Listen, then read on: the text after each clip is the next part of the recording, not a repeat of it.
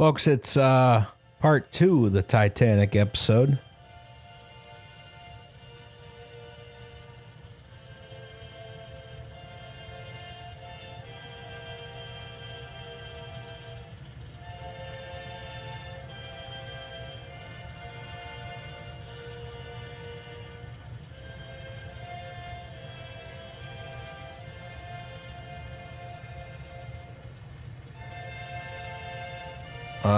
If you haven't listened to part 1, you should probably go back and listen to that part of the episode. I'll put a link in the description.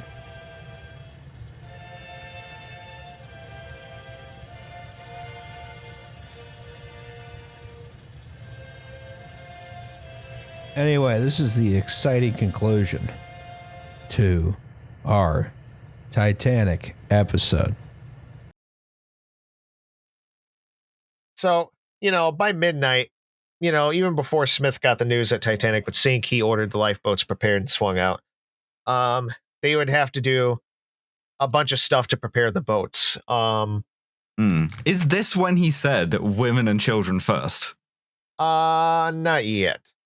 Okay. I think. But, in order to prep the boats, they had to remove canvas covers. They had to untie a bunch of shit. They had to, they take off these chains. They had to move these railings that were guarding the boats. They had to prepare the ropes. They had to, they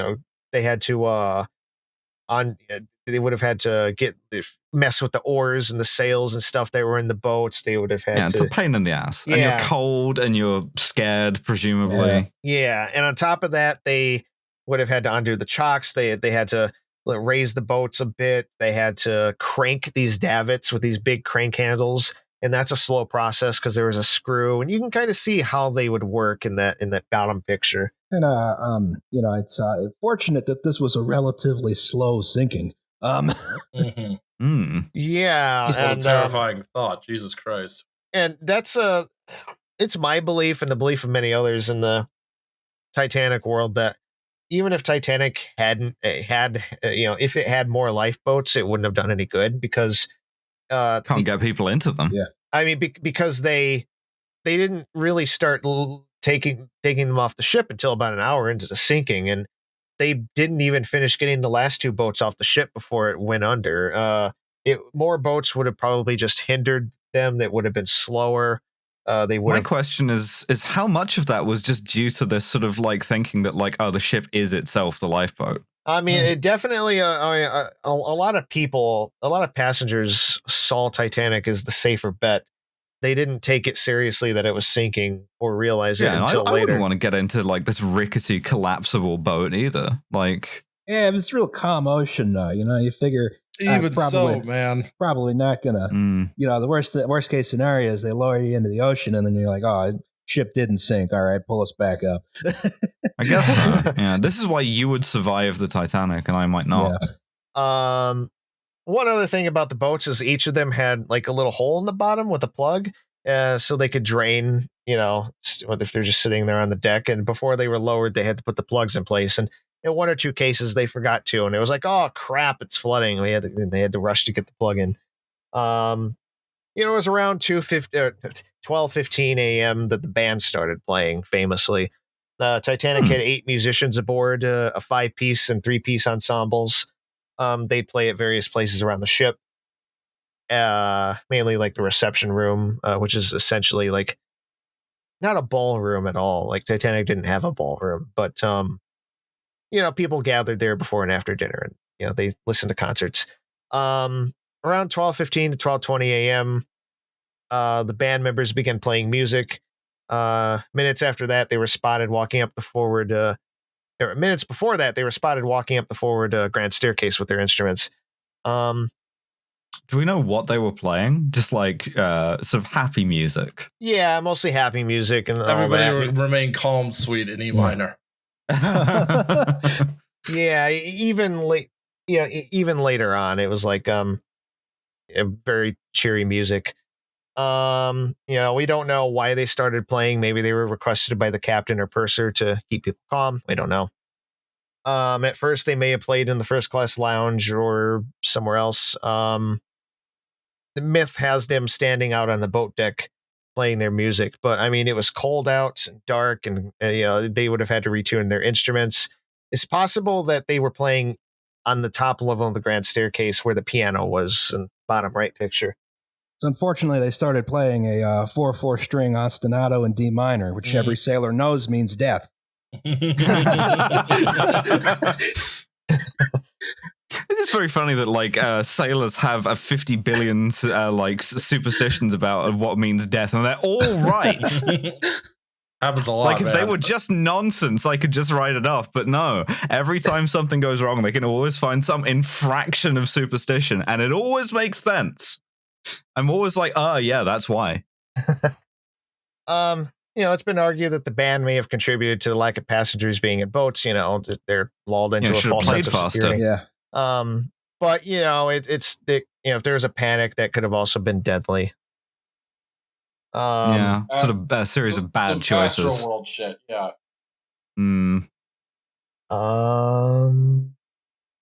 Next slide. By 12:20 a.m., the bow had sunk so low that the portholes, which used to be about 20 feet above the water, were now just submerging. Getting into that like feedback loop of stuff that makes it sink faster, right? Yeah. On E-deck forward, Seaman John Poindexter was in his quarters putting his... Sure, okay. He was in his quarters putting his boots on when a wooden wall caved in and a wall of water flooded up 3 feet deep. No fucking thank you. He quickly escaped and went back on deck. Up to this point, Titanic had still had its 2-degree list to port. But because of the collision, it suddenly, it started listing to starboard by about 5 degrees. This really ruins your squash game. Mm-hmm. Yeah. The port the list didn't last too long. As the ship settled later in the sinking, it leveled off and then it went back to port at an even greater angle. This is where like that. Now, it's been argued that the port list from the coal fire may have actually saved Titanic from capsizing. Like, you notice when ships sink, they tend to capsize. Like, they just don't stay upright. Once your buoyancy is lost, your stability is going to crap. Apparently, I think, don't quote me on this, but I think in some modern simulations, Titanic kept capsizing as it flooded, but when they factored in the port list, it didn't capsize. We'll never know for sure, but it is possible that maybe that port list did give Titanic more time, but who knows? At 12:25, a meeting was held between Thomas Andrews and Smith. Andrews was seen rushing up the grand staircase with a look of terror on his face around 12:22, and at that point he was heading to Smith. Good? Yeah. He had just finished his damage inspection. It's fucked. Get off. Yeah, it's fucked. And he basically told Smith that, maybe not those words, but could have been.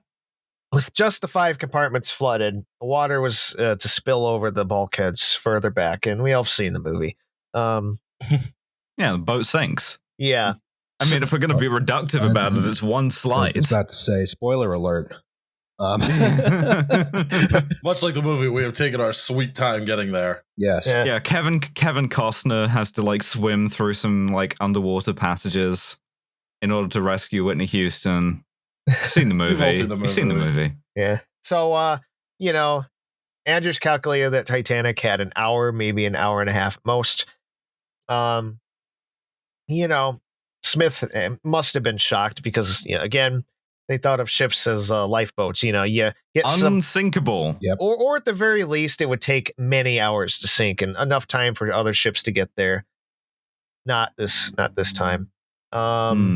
Immediately after he found out that the ship was going down for sure from Andrews, Smith gave the order to put women and children into the lifeboats, which was apparently overheard by the aforementioned John Poindexter as he's coming back up on deck.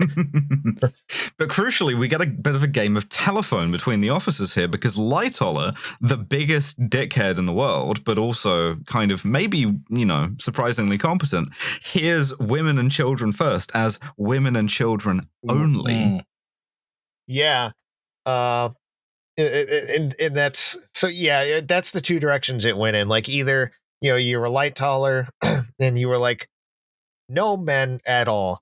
Yeah, I will pull one of the pistols that officers carry for some fucking reason on a cruise ship in order to like encourage you back from the boats. Alice, kind of vibe. Mm-hmm. Alice, it's an ocean liner, not a cruise ship. That's a good point. Damn you. Yeah. Yep. Canceled. You sounded so wounded. I'm sorry. Very different. A cruise ship is like a big fat blob compared to this. The actual difference though is that ocean liners are literally, they operate on the lines across the ocean or between different destinations to haul people back and forth, whereas a cruise ship just goes around in circles for fun. And today there's only one ocean liner left, and that's the Queen Mary 2. So, yeah, in Murdoch's case, he was like, yeah, men can get on, but only after like the nearby women and children are on the boat first, for the most part. Yeah, but we also had a lot of like sort of self-selecting stuff where a lot of men just didn't get in the boats because they were trying to like save space for women and children who weren't there. Yeah. I mean, that was a very common thing. Like even if they were offered spaces in the boats, men were like, no, I'm not going to take the space. At 12:27, and now knowing that the ship was doomed, Smith immediately went to the Marconi suite to tell Jack Phillips and Harold Bride to begin sending out the regulation call for help. Phillips took over the wireless key and began tapping out CQD, CQD, CQD, MGY. MGY was Titanic's radio identifier. And then crucially, his compatriot says, why don't you send that new distress signal? Because it might be your only chance. And so he hammers out SOS. And that happened sometime later, I think. What is CQD for? It's exactly the same thing. It's another pro sign for like, help. But I don't know. I think they found SOS more distinguishable. Well, it's right here in my notes.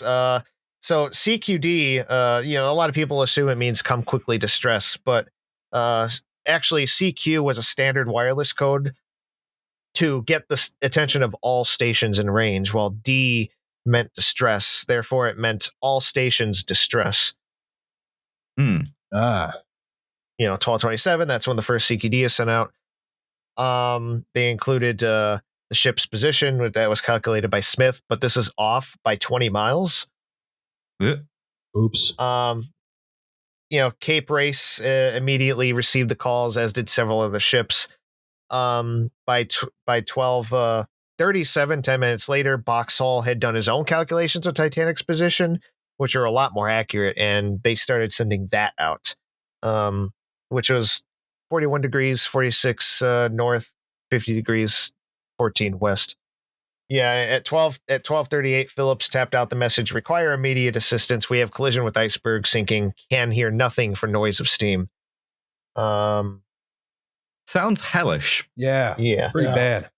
So, the Carpathia answered the distress call and, told Titanic she'd be able to get there in 4 hours, which is obviously well beyond Titanic's expected time to float.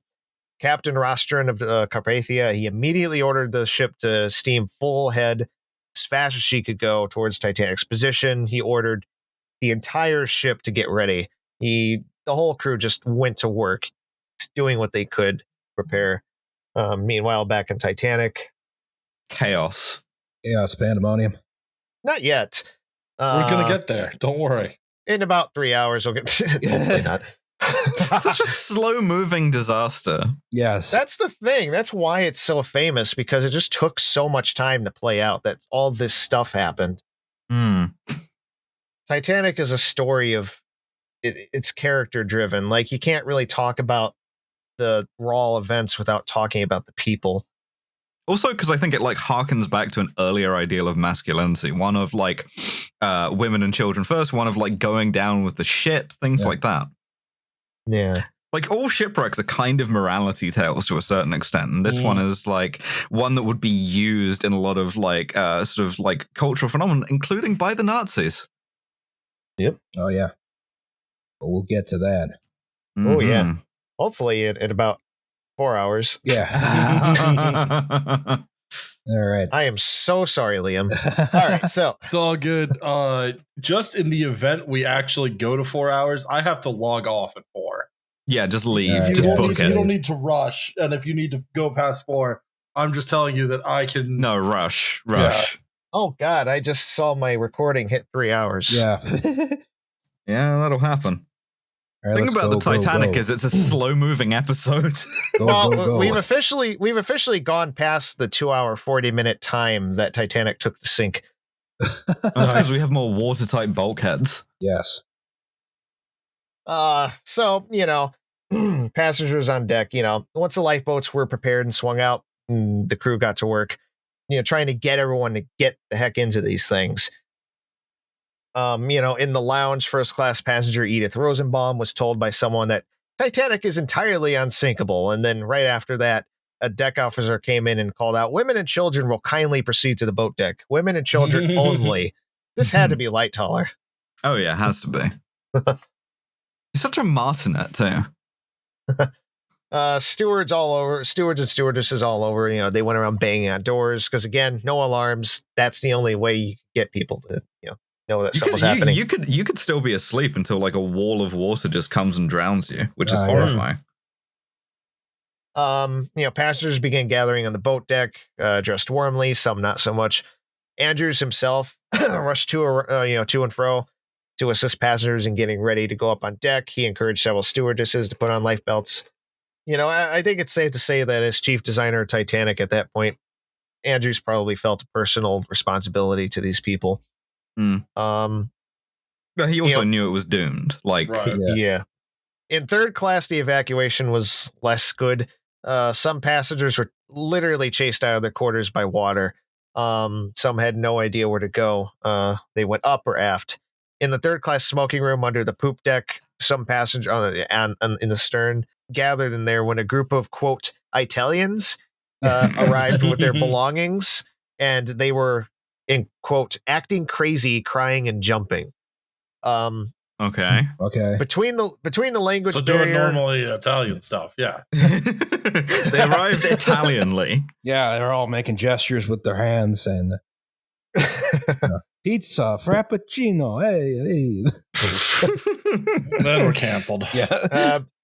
Between the language barrier and the common derision of Italians at the time, or people perceived to be Italians, they were openly mocked by the passengers and even the crew. Yeah, just like that. Yeah, the crew even forced them to take their life belts off when they refused. Asserting that nothing was wrong. Fifth Officer Lowe was, helping people get into the lifeboats. He had been asleep after the collision, even failing to wake up when Boxhall had tried to wake him. He woke up hearing commotion in the officers' quarters. He looked out his door and he just saw women in there wearing life belts. Like, this is weird. So, something was up. So he got to work to, So, Lowe later returned to his cabin to grab his personal revolver. He knew things were getting serious. So, just in case. Meanwhile, Lightoller was rushing around trying to get the boats prepared. He asked for Smith permission to swing the boats out, which is granted. Then he asked Smith, "Hadn't we better get the women and children into the boats, sir?" "Yes," he said. So, the Smith, he said, "Yeah, put the women and children into the boats and lower away." Below decks, stewards had trouble getting many passengers to even believe anything serious had happened. The ship was unsinkable. It's cold. Why would you worry about it? By 12:30, they were well into loading boats, or at least starting to. Over and over as the night wore on, people gradually they started partying with their families and their husbands and all that. But a lot of guys putting their wives in the boats and then just being like, "Yeah, don't worry about it. I'll be fine." Mm-hmm. And it's always debatable whether how many of them knew they were gonna die, but At least some. Yeah. I mean, like, Ida Strauss, when she was offered a place in the boat, she said, "No, I will not be separated from my husband. As we have lived, so will we die together." Yeah, they went back to their cabin and they died together. Yeah, and Isidore, somebody had suggested that Isidore should maybe get on the boat because he was old, and he said, "No, I do not wish any distinction in my favor, which is not granted to others." Supposedly, anyway. This is all recollections from survivors. Yeah. And of course, there's always this tendency to like burnish this stuff. You don't want to talk about, oh yeah, I said, do you want to get on the boat? And the guy pissed himself. But like, at the same time, it really does seem like there is some sort of nobility here, which is just a thing you see in all disasters. And that's something we don't really talk about much, I think. And maybe we should, is that like, you do sometimes really do see people at their best in these sort of situations. As we saw in Bhopal, like we've mentioned, best and worst. Absolutely. I want to be very clear that if this were happening to me, I would go full linebacker, mowing down women and children.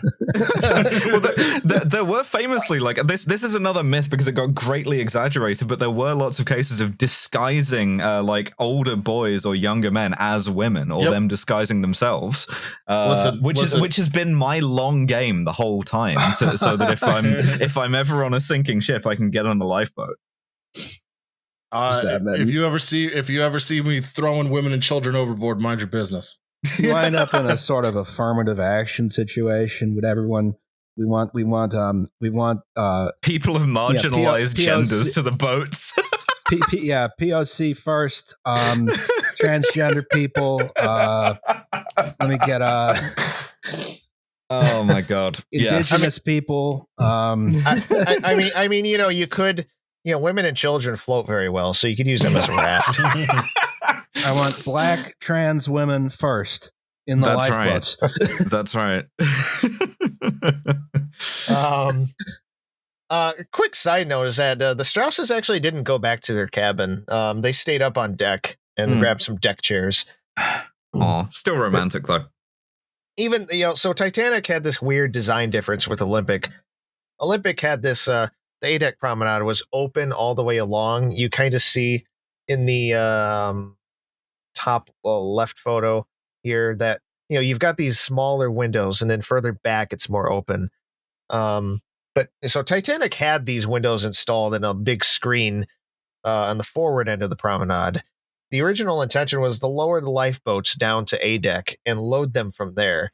That's a problem when you have glass windows in the way that can only be opened by a crank that you have to send crew to find somewhere. Whoa.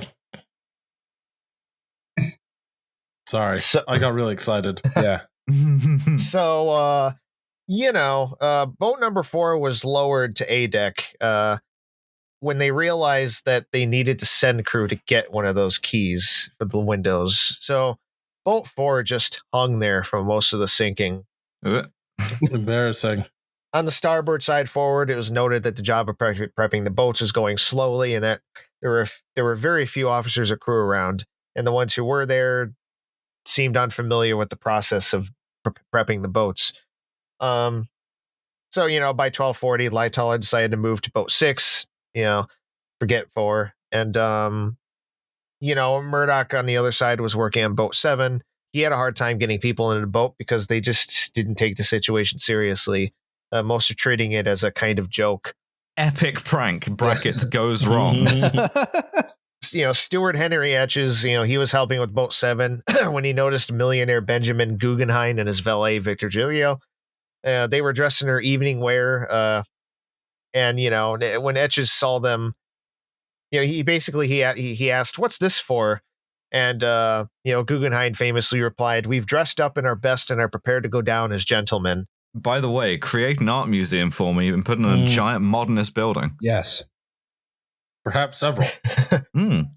Guggenheim then told Etches, "If anything should happen to me, tell my wife in New York that I've done my best in doing my duty." Then he walked off to help passengers into boats 7 and 5.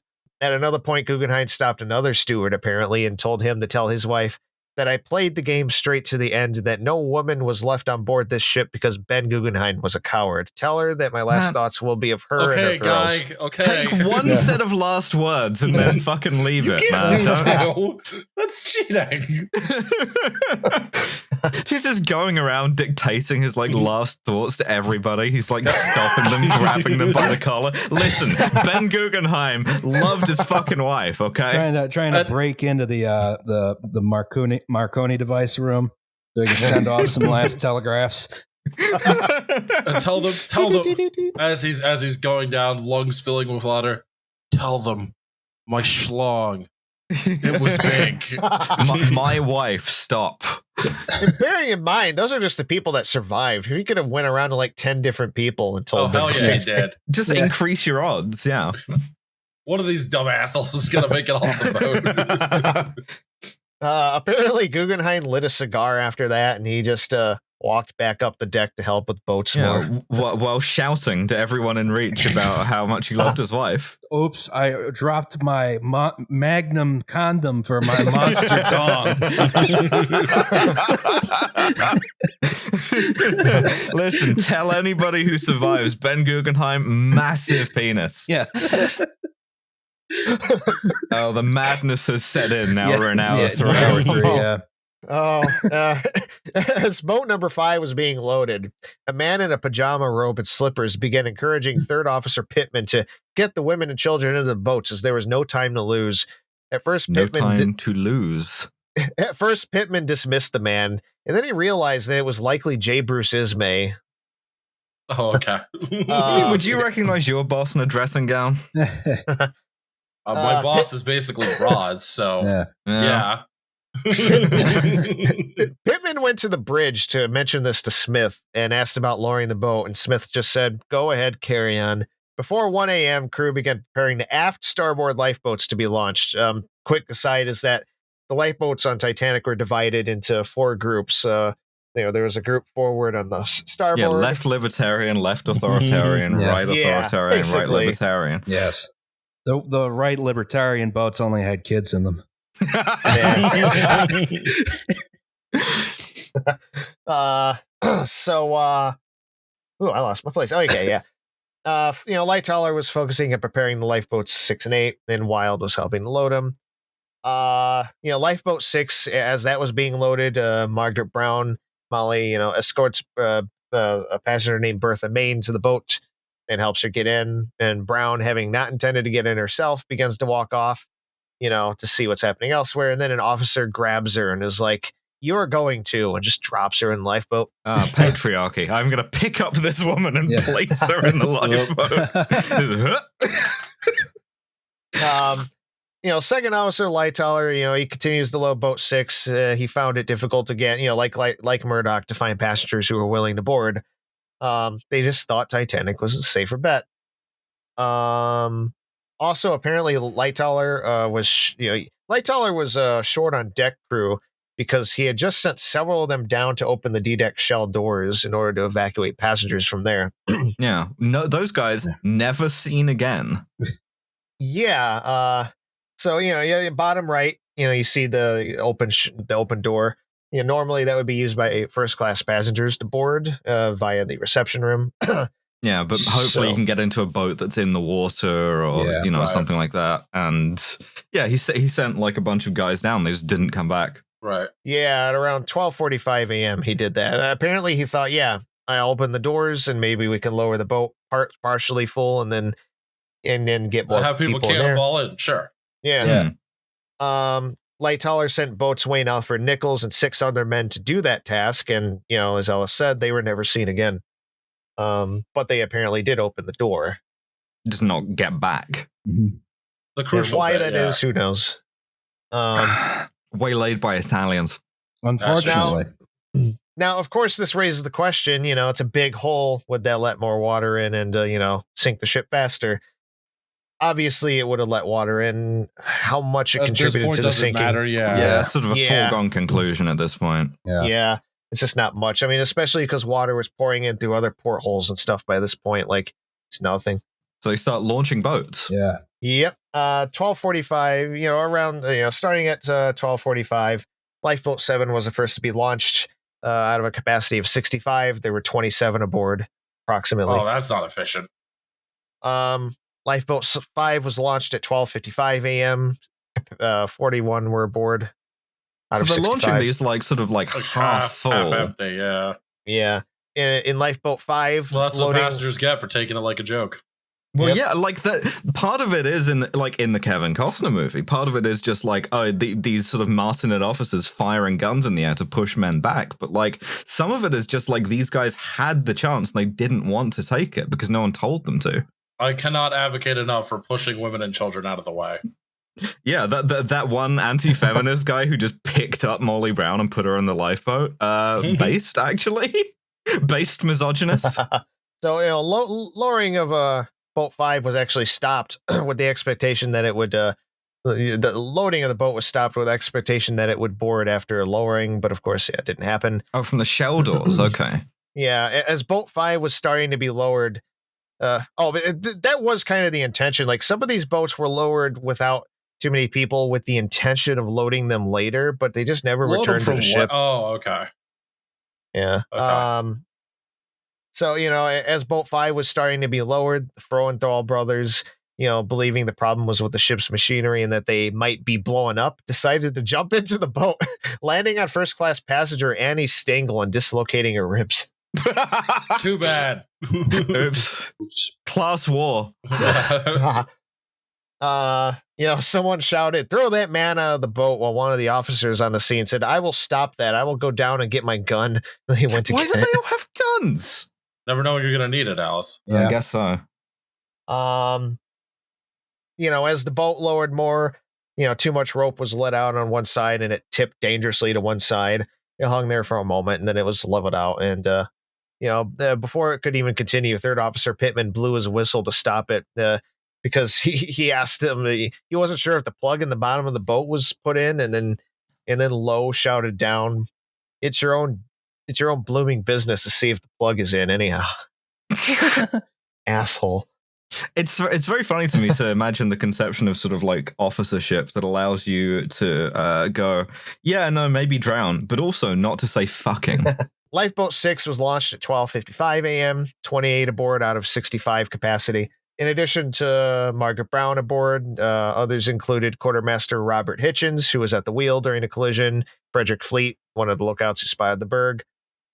Halfway through lowering, Hitchens yelled up to Lightoller to hold the boat as they needed an additional seaman on board to help row.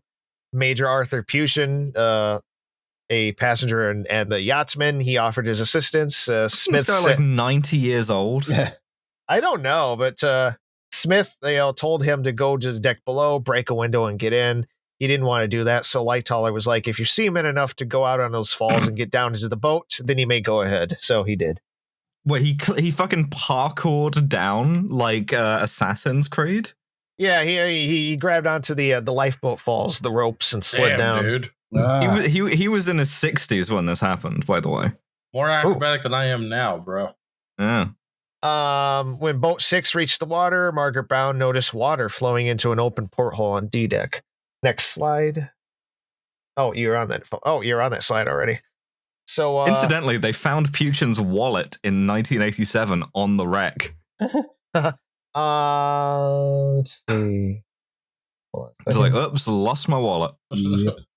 So yeah, the half-empty boats, it's perhaps the crew and officers are wary that the new lifeboat davit system, was new. Maybe they didn't trust it to hold weights. Maybe some didn't see. They may not have trusted the boats themselves to hold up.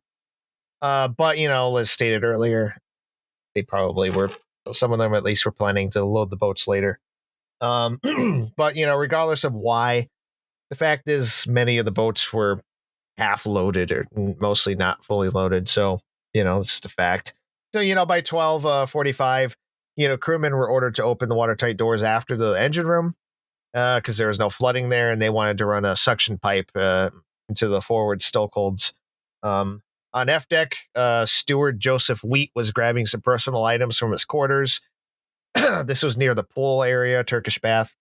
As he was going back up the grand staircase to E deck, he noticed a heavy flow of water coming down the stairs. He made his way up the stairs through the water, and he saw it coming in from a corridor. At this point, I would simply leave. Yeah. Yep. There's nothing I need. There's nothing I need in my bad courses enough. that Nope. badly. See ya. Yeah. like the water was coming in from the corridor and coming around the corner and down the stairs. And like that's got to be a frightening sight. Like you're going to grab your stuff and you come back and there's just water just rushing down. It's freezing cold. 28 degrees, I think Kyle said. No, thank you. And so he went back up and he also checked Scotland Road at that time, which is the opposite corridor on the other side of the ship from that, just a few feet away, but it was dry when he looked. So the ship must have had a pretty good starboard list at that point. In Boiler Room 5, the firemen were still trying to fight the flooding and draw the fires. Once the fires are out by 12:55, most of the men left the stokeholds, but leading fireman Barrett stayed behind to continue work in the boiler room. It was around this time that Barrett was ordered to lift a manhole plate in the stokehold floor to grant access to some pump valves. With the plate off and the room full of steam from the doused fires, junior assistant second engineer, it's a mouthful, Shepard fell into the hole as he was hurrying through the room and broke his leg. Ow. Oof. Come on, man. Damage control is a hazardous business. Yes. Shepard was lifted out and carried to a nearby pump room. He didn't make it, obviously. Hate to see it. While all of this was happening, water was making its way along E-deck above the boiler room of 5. And, soon it would find its way down in there. Oh, that's fucked. You're in the fucking watertight compartment and it starts leaking from above you. He's like, this has gone poorly. Yeah, you're like... I was told watertight as your lungs fill with fluid. It's easy. Just swim up as the water cascades in from above. Yeah. And like pumping had kept the Boiler Room 5 free of water up to this point. It was all in the coal bunker, the one that was on fire. And that's fucked. That's like the fucking sailors who survived Pearl Harbor sinkings and then like died in the hull in like watertight compartments, Yeah. But yeah, again, I have a lot of nightmares about shipwrecks and different ways to die in shipwrecks. Titanic had a box of distressor signaling rockets aboard, and no fewer than 48, as well as a fitting for launching them from the bridge. So at 12:47 a.m., the first distress rocket is fired by 4th Officer Boxhall. Over the course of the night after this point, approximately 8 or so rockets are fired, maybe 12, roughly every 5 minutes, with the last rocket being fired at 1:50 a.m., half hour before the ship's final plunge. How visible are these supposed to be, anyway? Quite visible. They were seen by Californian. And there's been debate over the years about the color of the rockets and all that, but they were white from all accounts, I think. But some think they should have been red, but according to regulations at the time, distress rockets are defined as rockets of any color or description, fired one at a time at short intervals. Well, that's true of like most distress signals. Like it's something that is like visible that you repeat at like consistent point. Like you can use gunshots as a distress signal in the same way. 5 minutes, you gotta. Yeah, absolutely. Like put 2 and 2 together, man. Yeah, although on the Californian, they apparently didn't know this because there was some confusion about what the rockets meant. I don't know. Maybe it's the 4th of July out there. Yeah, I was about to say. So this brings us to the Californian. Earlier, a light of another ship had been noticed on the horizon from Titanic. By nearly 1 a.m., 4th Officer Boxhall was curious enough about the mystery ship that he decided to fire distress rockets to get its attention. So that's why he started firing.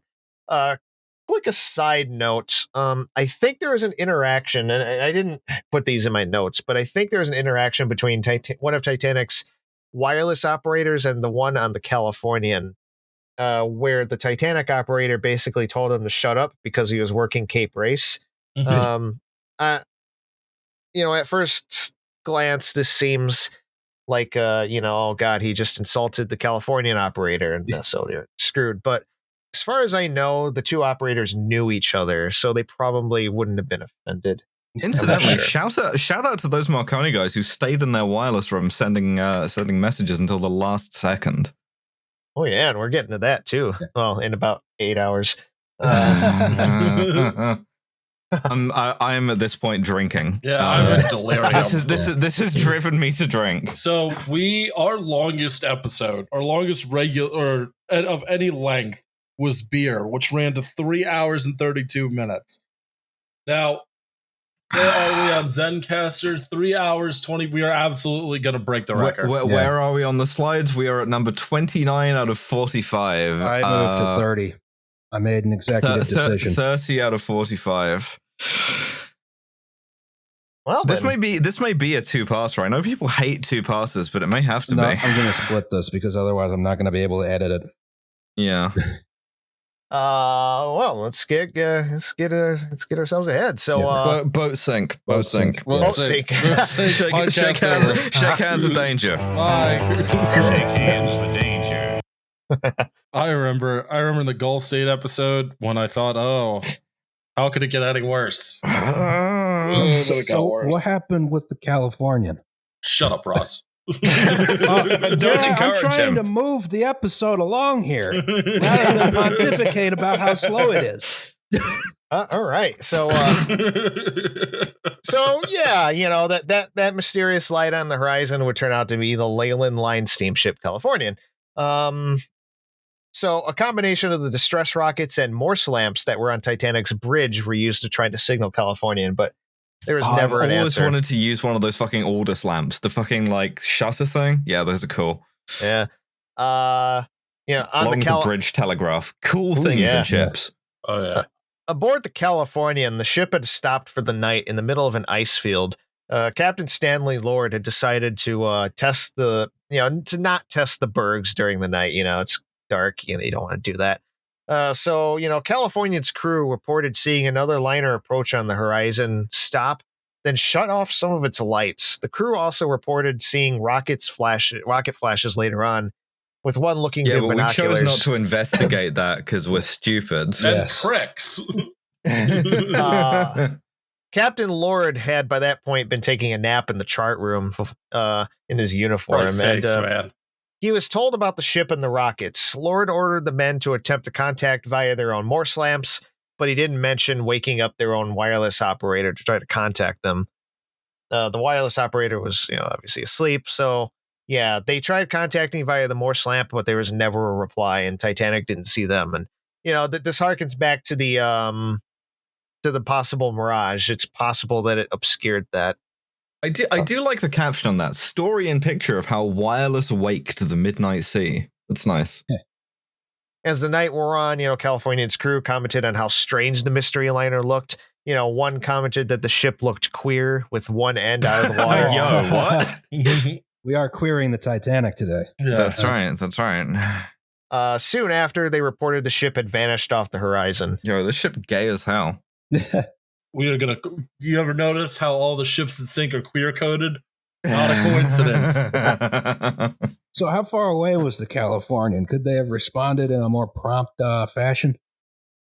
I didn't put that in my notes. Let's say yes and move on. Yeah. No, that's complicated, actually. Let's say it's complicated and move on. Yeah.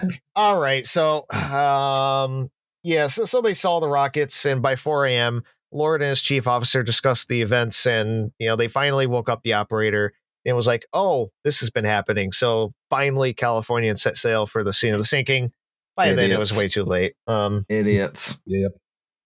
Cursed by his own hubris. Apparently, after Californian arrived in Boston, the crew initially denied having seen anything. Oh, what? Jesus Christ! I was always under the impression. Cover-up. Yeah, even though I was a kid, I was always under the impression that the crew of California were just basically dicks. I don't know how accurate that is, but I feel 10-year-old Liam feels pretty fucking vindicated at the moment. During the inquiries, the Californian's crew were questioned, and it was concluded that if Californian had answered a distress call, she would have made it in time to rescue passengers. Lord eventually lost his job with the Leyland Line, though found other jobs with other lines. Like a corrupt cop. The system works. He's on unpaid suspension. I mean, you can't necessarily place all blame on Lord. He had a whole ass crew who just didn't do anything. Some have tried to defend Californian's actions, claiming there were other nearby ships in Titanic's vicinity, and it's like, well, it's like, why not? People just trying to claim there are defend Hitler 50? too. Yeah. Most notably, the makers of the film Titanic, not the Kevin Costner one. And they tried to do this by being like, well, the timings don't match up. But, when you independently compare the timings of the different sightings. When you see a rocket every 5 minutes precisely, and you go, oh, that's weird, and then you just go to bed, fuck you. Yeah. Rockets of all things should be clear. Your role in this movie is the plane that like flies over in a Castaway movie, and the guy thinks it's seen him, but it hasn't. There are some caveats to the Californian thing, though. No, if she had set sail towards Titanic the moment the first distress rocket fired, or within a few minutes, would she have made it in time to save people? One, there was a lot of ice. Californian might not have been able to go full speed. Even if it did, it wasn't a very fast ship. By the time Californian might have gotten the Titanic, it's likely Titanic would have already been gone with all of her passengers now in the water. Even if it hadn't yet disappeared, Californian would have gotten there, relatively late, and basically when things had already gone completely to shit. And Californian only had lifeboats for 218 people. So, I think it's safe to say that even if Californian got there earlier under the best of circumstances, a lot of people would have died still. Gotcha. Ultimately, it's up for debate, but the fact is, we'll never know because Californian didn't even try. Mm-hmm. Yeah. Just before 1 a.m., Jack Phillips was still tapping out CQD, and jokingly, Harold Bride suggested using the SOS instead of CQD, as it's the new call and it may be your last chance to send it, as Ellis said. And, this drew a laugh from Phillips, but, why not? So he tapped So it out. it's like a... Yes, that's it's what cool. I'm doing right now, actually. Yeah. It's cool that I have this sensor key that I can inadvertently use as a Morse key. Proud of you. Oh, ooh, that's neat. In various places around the ship at around 1 a.m. or so, in forward quarters, Quartermaster Bright was asleep. He got woken up when the news that the ship was going down. At the same time, he realized he was late in relieving Quartermaster George Rowe. Oh shit, I'm late for work, and he runs down the corridor like it's Slipping and flooding around his sliding. ankles. Yeah, and he's got like a piece of toast in his mouth. Sopping wet toilet paper dragging from one foot. He immediately got up to do his duties. When he got to the docking bridge aft where Rowe was, they wondered what to do. When the first rocket was launched, Rowe noticed that Boat 7 was in the water. Apparently, Rowe didn't realize that they were launching lifeboats or that much of anything was happening at this point. Oh man, that would be a rude awakening. Jesus Christ. Mm. Like, hey, asshole, guess what happened while you were asleep? Oh boy, I'm late for work, and the work is sinking. Yes. And Rowe, he had been awake the whole time. He was on the docking bridge since the collision. He was just standing there the whole time all this was happening. God bless him, man. That's fantastic. Mm-hmm. Stay at your post. After Rowe saw this, he called the bridge because there was a phone on the docking bridge, and Boxhall answered, and Rowe reported seeing the lifeboat. He just didn't know there were any orders to lower boats. So Boxhall was like, all right. He ordered Rowe and Bright to take the rocket detonators from the stern and bring them to the bridge, which they did. And so effectively that ended Rowe's watch. Second class passenger Lawrence Beasley, by this time, had been watching events unfold on deck, and he noticed, the people partying and the couples and more people going to the boats and all that. He started realizing that the situation was more serious.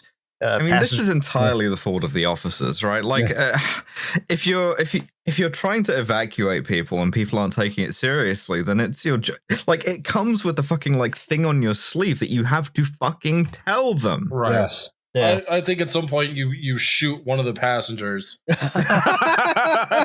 To establish discipline. Right. Yes. Specifically, you shoot the richest person in front of you, and then everybody else gets in the boat. The passenger jack there happened by Thomas Andrews, who told him that not much that the Titanic had not much over an hour to live. You shoot Ben Guggenheim, and you're like, I think I've just inaugurated an art gallery. In the first class smoking room, a group of 4 men, including Major Archibald Butt, were lounging at a table. Oh, Archie Butt, my old friend. Major Butt, once again. Colonel Archibald Gracie headed down to his stateroom at C deck to grab blankets. White men love to be named Archibald. How do you get to Gracie Hall? Die on the Titanic. Yes. Finding his cabin locked, Gracie was told by a steward that it was because of fear of looting. He was given blankets by another cabin. The excuses never change.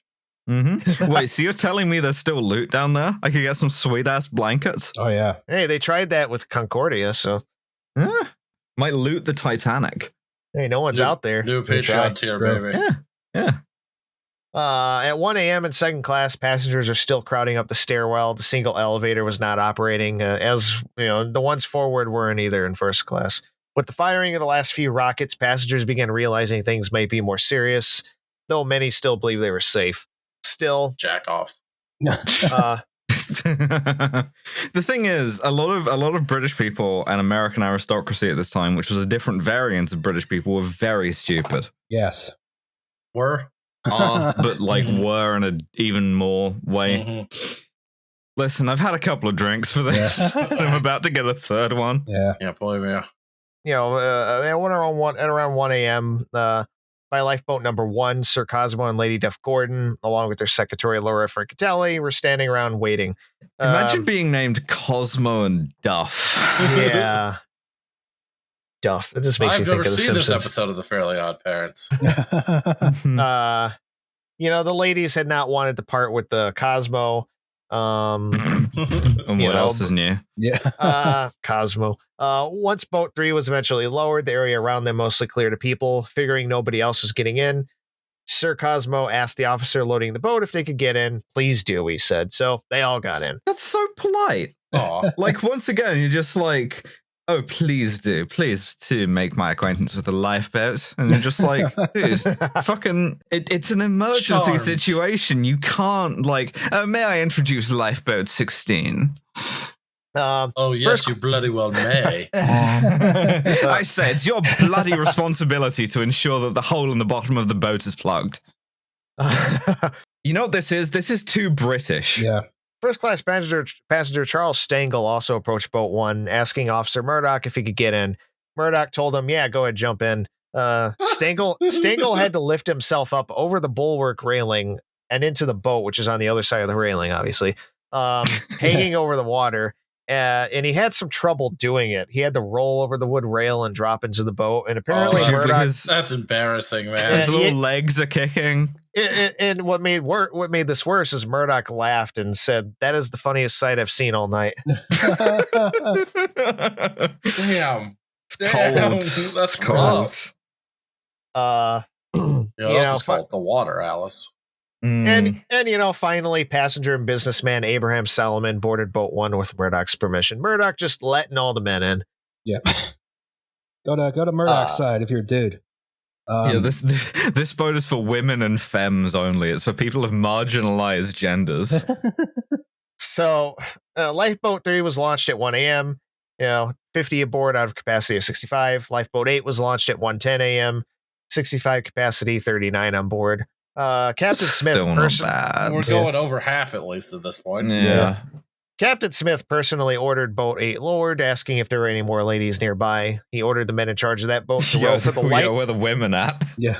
Smith ordered the men in charge of that boat to row for the light on the horizon, the Californian, but obviously they never made it that far. Lifeboat 1 was launched at 1:15 a.m.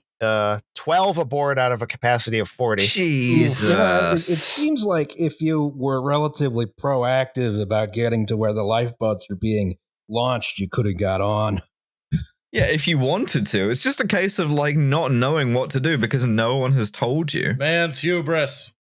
And, out of the 12 aboard, 7 were crew. So, it seems like they were intending to... That's like a dereliction. I'm getting fully Victorian morality about this. Okay, you are a trained sailor. You know to get in the boat. Why aren't you fucking throwing people in the boat with you? Like that one guy did. Yeah, just pick her up and put her down. Yeah. Yeah, so I'm guessing they probably did that with the intention of loading it from the gangways, but again, they just didn't do that. It's impossible to say. Like, it could just have been entirely self-centered. It could have been panic. We don't know. Yeah. As boat 1 was lowered, it got caught up and probably the coaling outrigger wires, and it took 5 minutes to get it cut away. Next slide. So Boat sink. boat sink. It's getting there. Up to this point, work had still been going in boiler room 5 to keep the water out. The damage was in the coal bunker, so it seemed easy. But at 1:10 a.m., leading fireman Barrett he spotted a terrific rush of water come flowing into the boiler room and towards him from between the boilers. Another one. Barrett was ordered up top by Junior Assistant Engineer Herbert Harvey, so he climbed the escape ladders just in time, just as the water was swirling around. Don't like that. Barrett exited the boiler room via a door along Scotland Road, where he saw water flooding up the forward end of the corridor. It really takes something out of those reconstruction photos of the corridors to know that floor is linoleum. Yeah. Hard agree. The floor in that fancy Turkish bathroom is also linoleum, if you could see it under all that water. Around 1:15 a.m., saloon steward Ray, who had just been on F deck wading through the flooding water on the lower grand staircase, is making his way up the stairs. Passing C deck, he saw 2 pursers in the purser's office, along with clerks, removing items from the large safe in that room and placing them in bags. Hey guys, this is good, right? Just doing a little bit of robbery for fun. Doing a little looting. Just a little looting. Yeah. A little time. I mean, probably. there's a lot of looting happens. It's that thing about the best and worst of humanity. Firefighters looted stuff from stores on 9/11. I mean, to be fair, they were probably trying to save items, but it's suspicious at best. Who can say?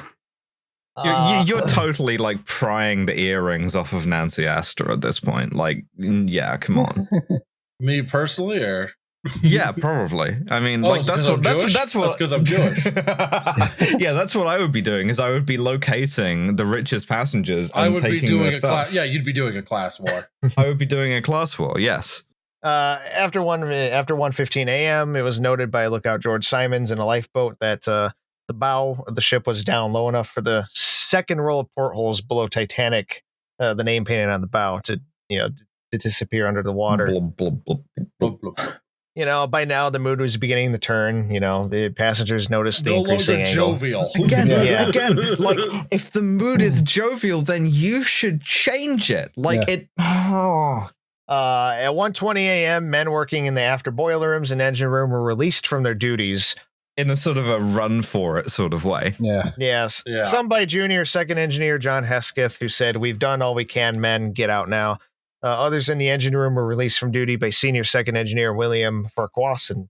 I don't know. Farquharson. Around the same time, Trimmer Thomas Dillon had heard the order as he was heading to the engine room, which is good because he had just seen water flooding up from below the still-cold floor plates in boiler room 4. Ooh, that's a worry. Seeing it come up around the boilers. And that one's a little confusing because it's hard to say where that was coming from. There's a theory from I think Titanic researcher Park Stevenson that maybe the iceberg might have done a very small amount of grounding damage on the bottom of the ship below boiler room 4, at least.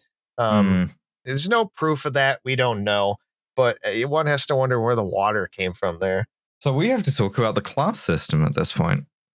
Once again, because as we know, the Titanic was divided into upper, middle, and lower class tickets and areas. And so one of the things that's in the movie is, we just shut these gates and we keep the immigrants, locked in the hole to drown. Let's see. Oh, is that actually true? Did those gates exist? So yeah, the third class gates, no, not quite. So yeah, they didn't have gates to stop you from catching Irish.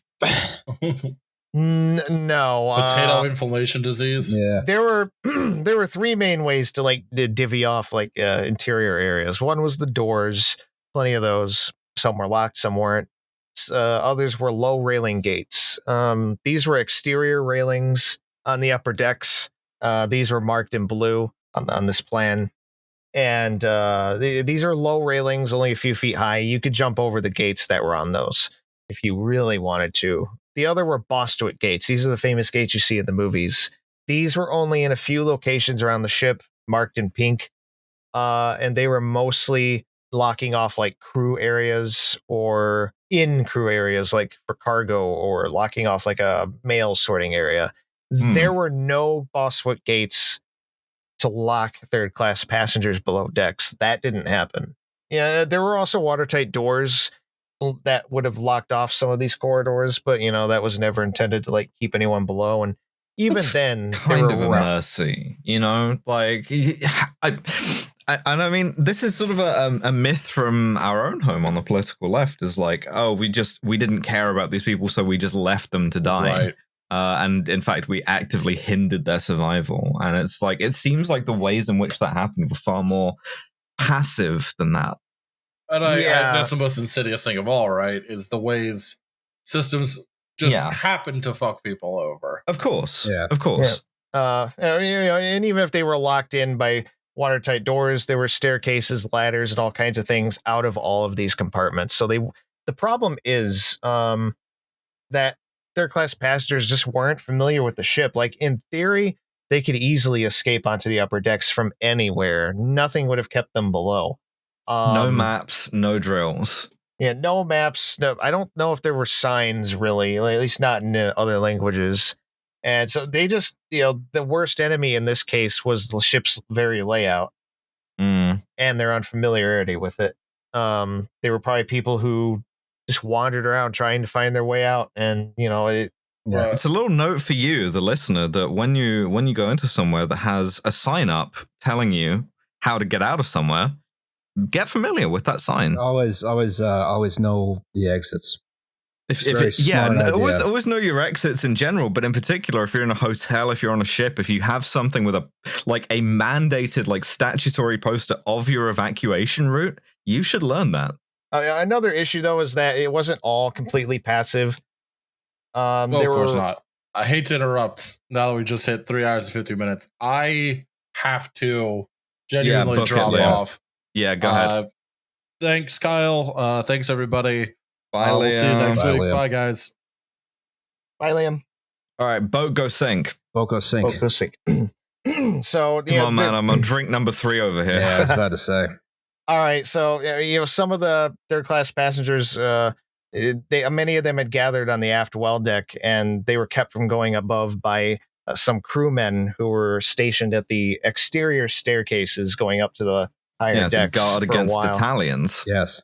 Yeah. Eventually, they relented and let them through, but it was certainly a problem.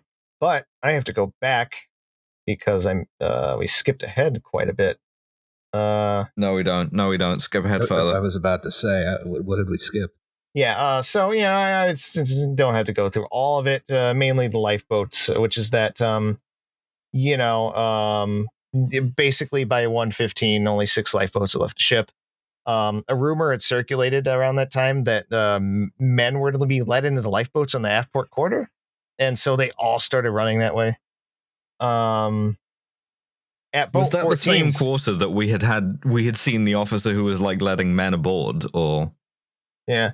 At boat 14, stewardess Violet Jessup climbed in, and then 6 Officer Moody handed her a baby. Fun aside about Jessup, she earlier served on the Olympic, Titanic sister ship, of course, and she was on board during the Hawk collision.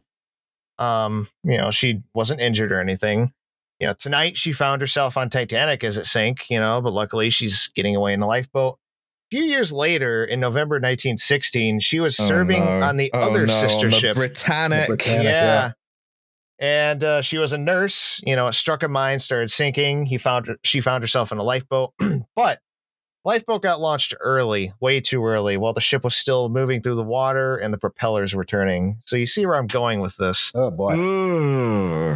Yeah. The lifeboat got pulled through the propellers. Some jumped out, but the rest got chopped to pieces. She almost got killed. She got hit by something on her head. It could have been debris. It could have been the boat. It could have been a propeller blade. Who knows? Either way, she managed to survive very narrowly. So, I have survived sinking. I've survived an incident on every ship of this class. Yes. They should give you a little achievement for that, a little Steam achievement, a little These medal. ships suck. Oh man, I hate these fucking things. So it's just a bunch of things played out around this time. It's just a bunch of crap. There are so many stories. Okay, now we really are rushing when you're like, a bunch of shit happened. Don't worry about it. The boat sank. But the men tried getting in boats and crowding them, and they were fighting. The officers fired off shots. Things are really starting to fall apart around this time. You can see the sort of pious Victorian morality only survives until the water's around about your knee level, and then you're like, I'm gonna fist fight a guy. Lifeboat 9 was launched at 1:20 a.m., 56 aboard out of 65. Lifeboat 12 was launched at 1:25 a.m., 42 out of 65 aboard. Lifeboat 11 was launched at 1:25 as well, 70 aboard out of 65, supposedly. So that's more like it. Yeah, that's what you should be doing. When boat 11 reached the water, there was some difficulty with the jammed release mechanism, which was made worse by a nearby condenser discharge stream. Those condensers we mentioned earlier. And it nearly swamped the boat. But once on jam, they made it away. Lifeboat 14 was launched at 1:30 a.m., 63 out of 65 aboard. At this point, how many people are in the water? Are there any people in the water? Or is there jumping from the ship going on, or what? I don't think so. Not at this point. There wasn't a need for that yet. Boat 14 was lowered with Fifth Officer Lowe aboard. While on the boat, Lowe had asked a man if he thought the boat could hold their weight, and he was like, hanging in the davits all right. But he gave the order to lower away. As Boat 14 passed A deck, large groups of passengers were there, seemingly waiting to jump into the boat.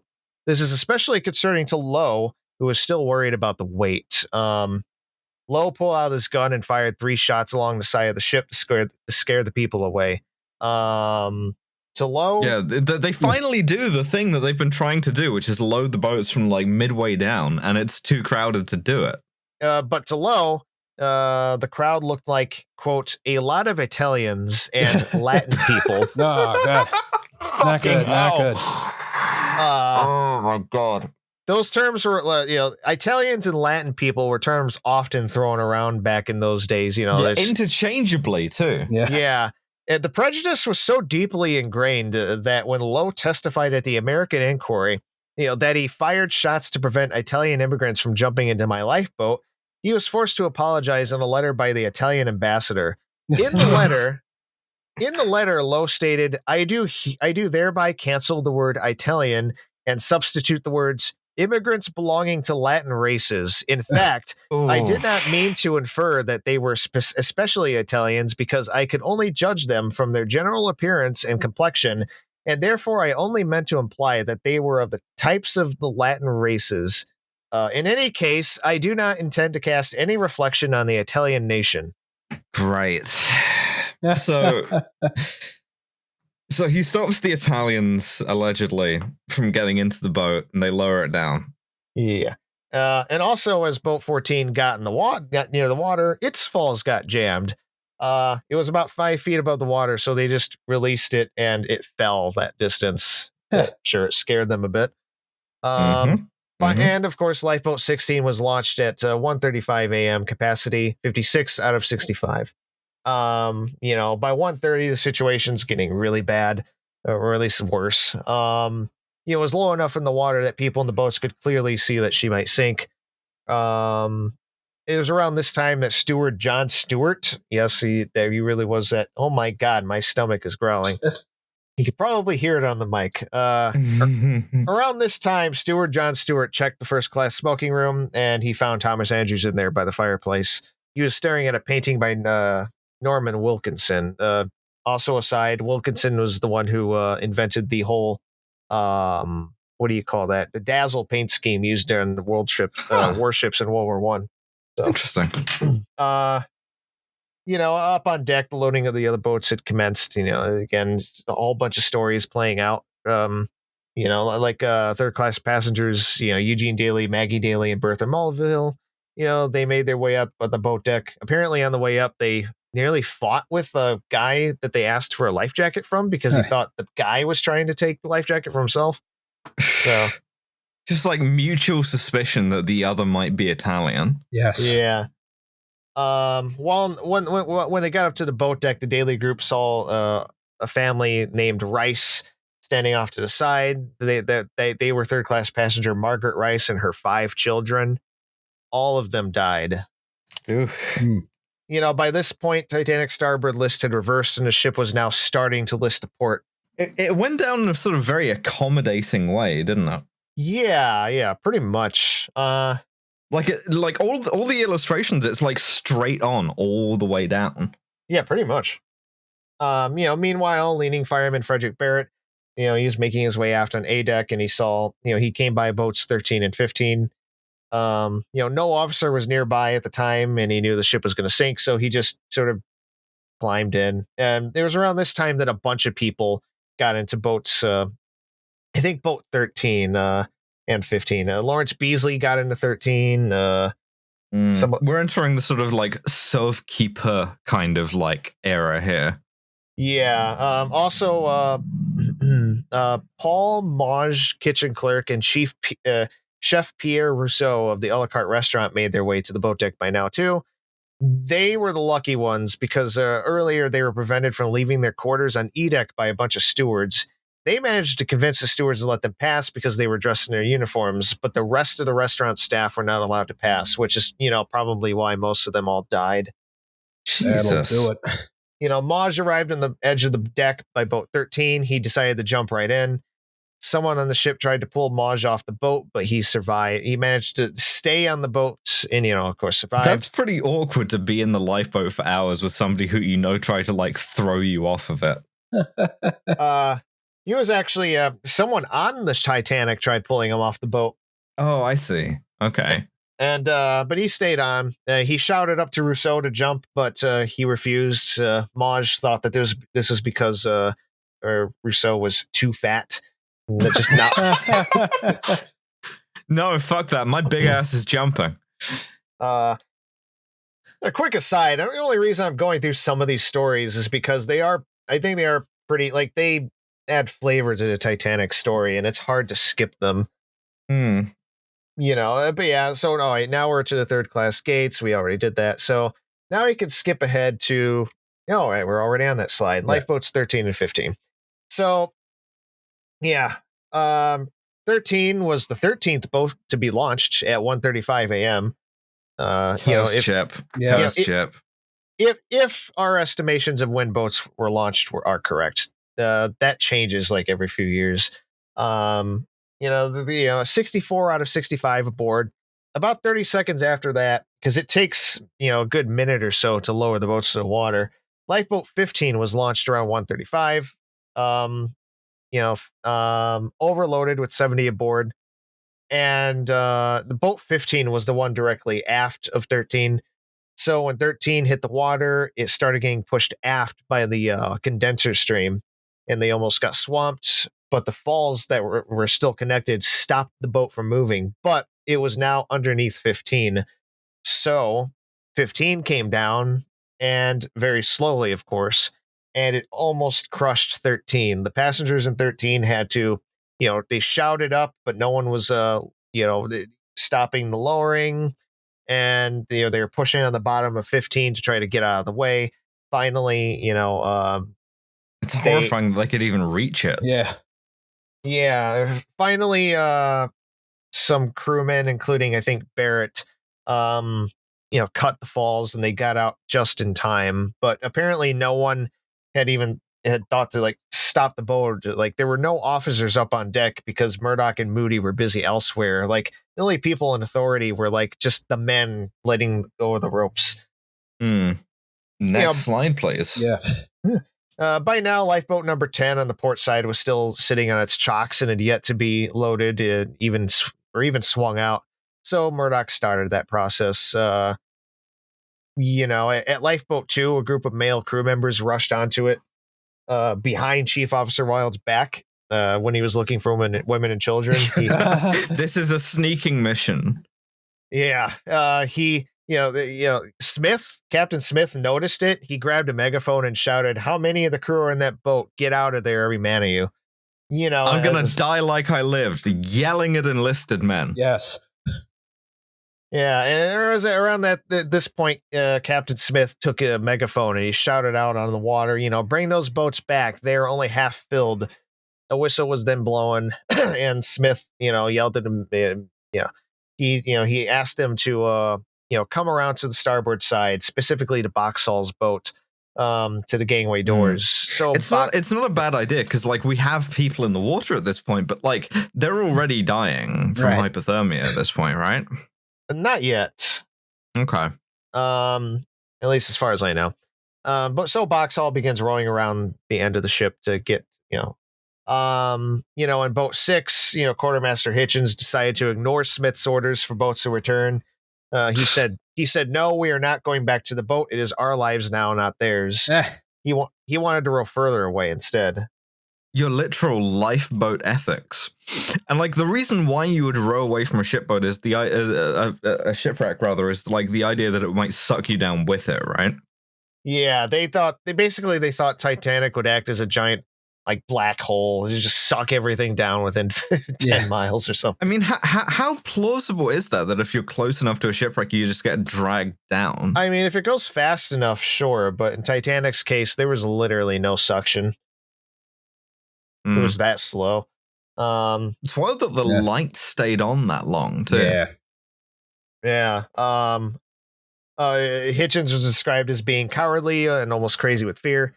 By 1:45 a.m., Titanic's port list had increased almost to about 10 degrees. Italian with fear. Oh, there you go.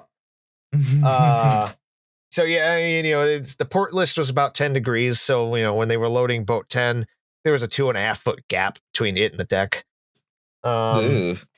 So that. At this time, collapsible lifeboats C and D were being prepared, and this process took forever because the nature of the boats. Yeah, they're not inflatable, right? You literally have to pull up these canvas sides. Yeah. Chief Baker Charles Yalhin was on the boat deck trying to help women and children to the boats, and this guy will appear later, and help to get people into boat 10, mostly third class. Once this was done, Yalhin and some other crew had went to the deck below and had to grab passengers and bring them up because there were just so few people up on deck, on the higher deck, and they just threw them into the boat across the gap.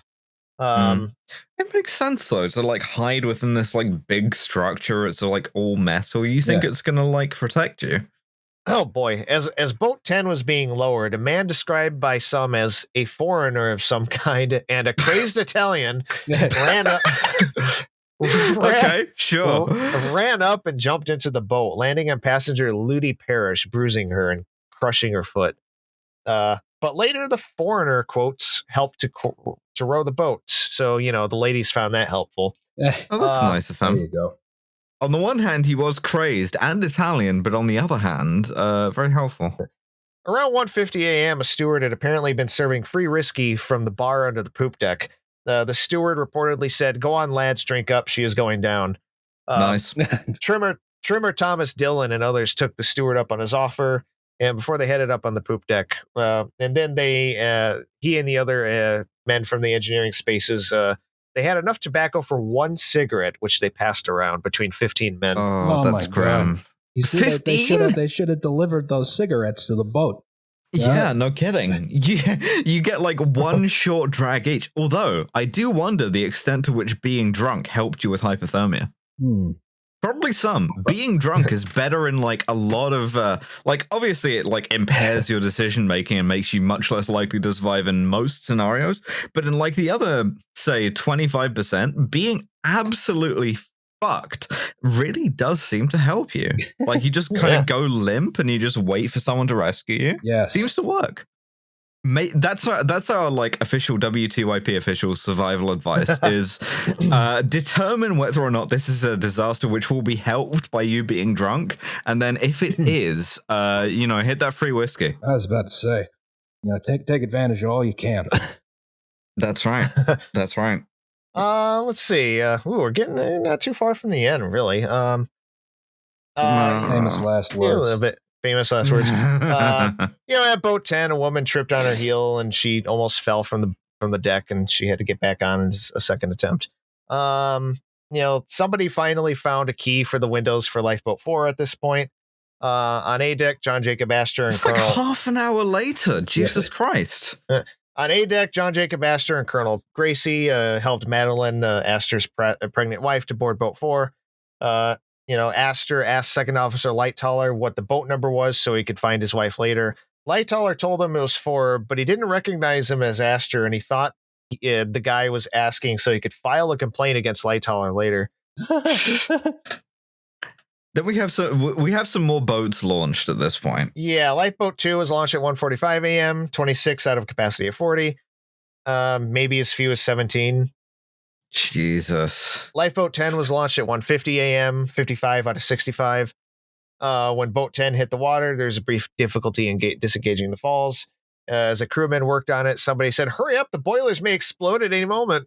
Was that ever a risk, or was that just something people convinced themselves of? No risk at all. All the boilers had been cold by that point.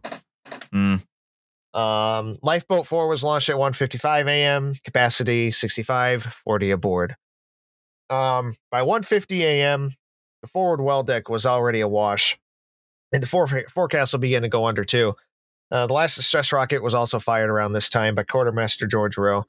The boat 4 was in the water. Passenger Emily Ryerson noted that the A deck appeared to be only 20 feet above water rushing into portholes and flooding into rooms with the lights still on. Chief Baker. It's wild that the electricity stayed on that long. Yeah.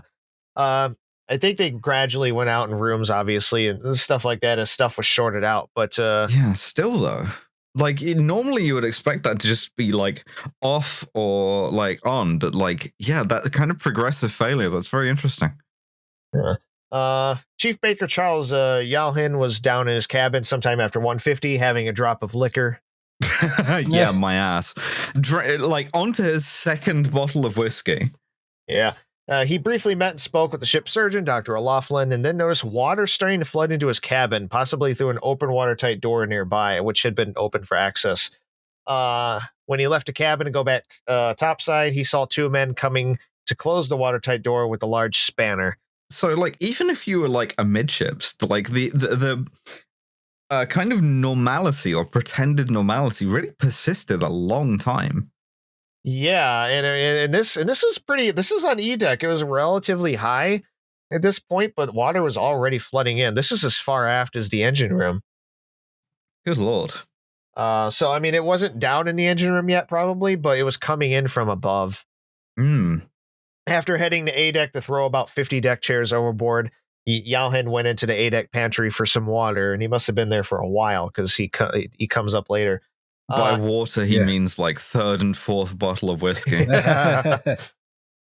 Obviously in lifeboats, passengers could see that it was sinking lower. In the Marconi suite, Captain Smith arrives to tell Phillips and Bride that, Titanic will not last very long and the engine rooms are taking water. And the dynamos. There's a lot of like witness testimonies that like I only realized it was sinking once I got into the lifeboat and I saw it from the outside. Yeah. It's kind of deceptive in its way. Like it seems relatively survivable once you're on it, but as soon as you're off, you're like immediately aware that it's doomed. Yeah. And by this point, the power was starting to grow weaker. By 1:50, Titanic received a message from the Baltic saying they were rushing to help. Collapsibles C and D were being loaded by now, and they were trying to get them ready. The Nakid family, I believe they were. I forgot where. Sounds Arabic, but they were. But the father, his wife Waika, Mary, and daughter Maria, they arrived at Collapsible C. The women got in, but he stayed out. He was prevented. So he decided to just wait and look for the right moment to jump in.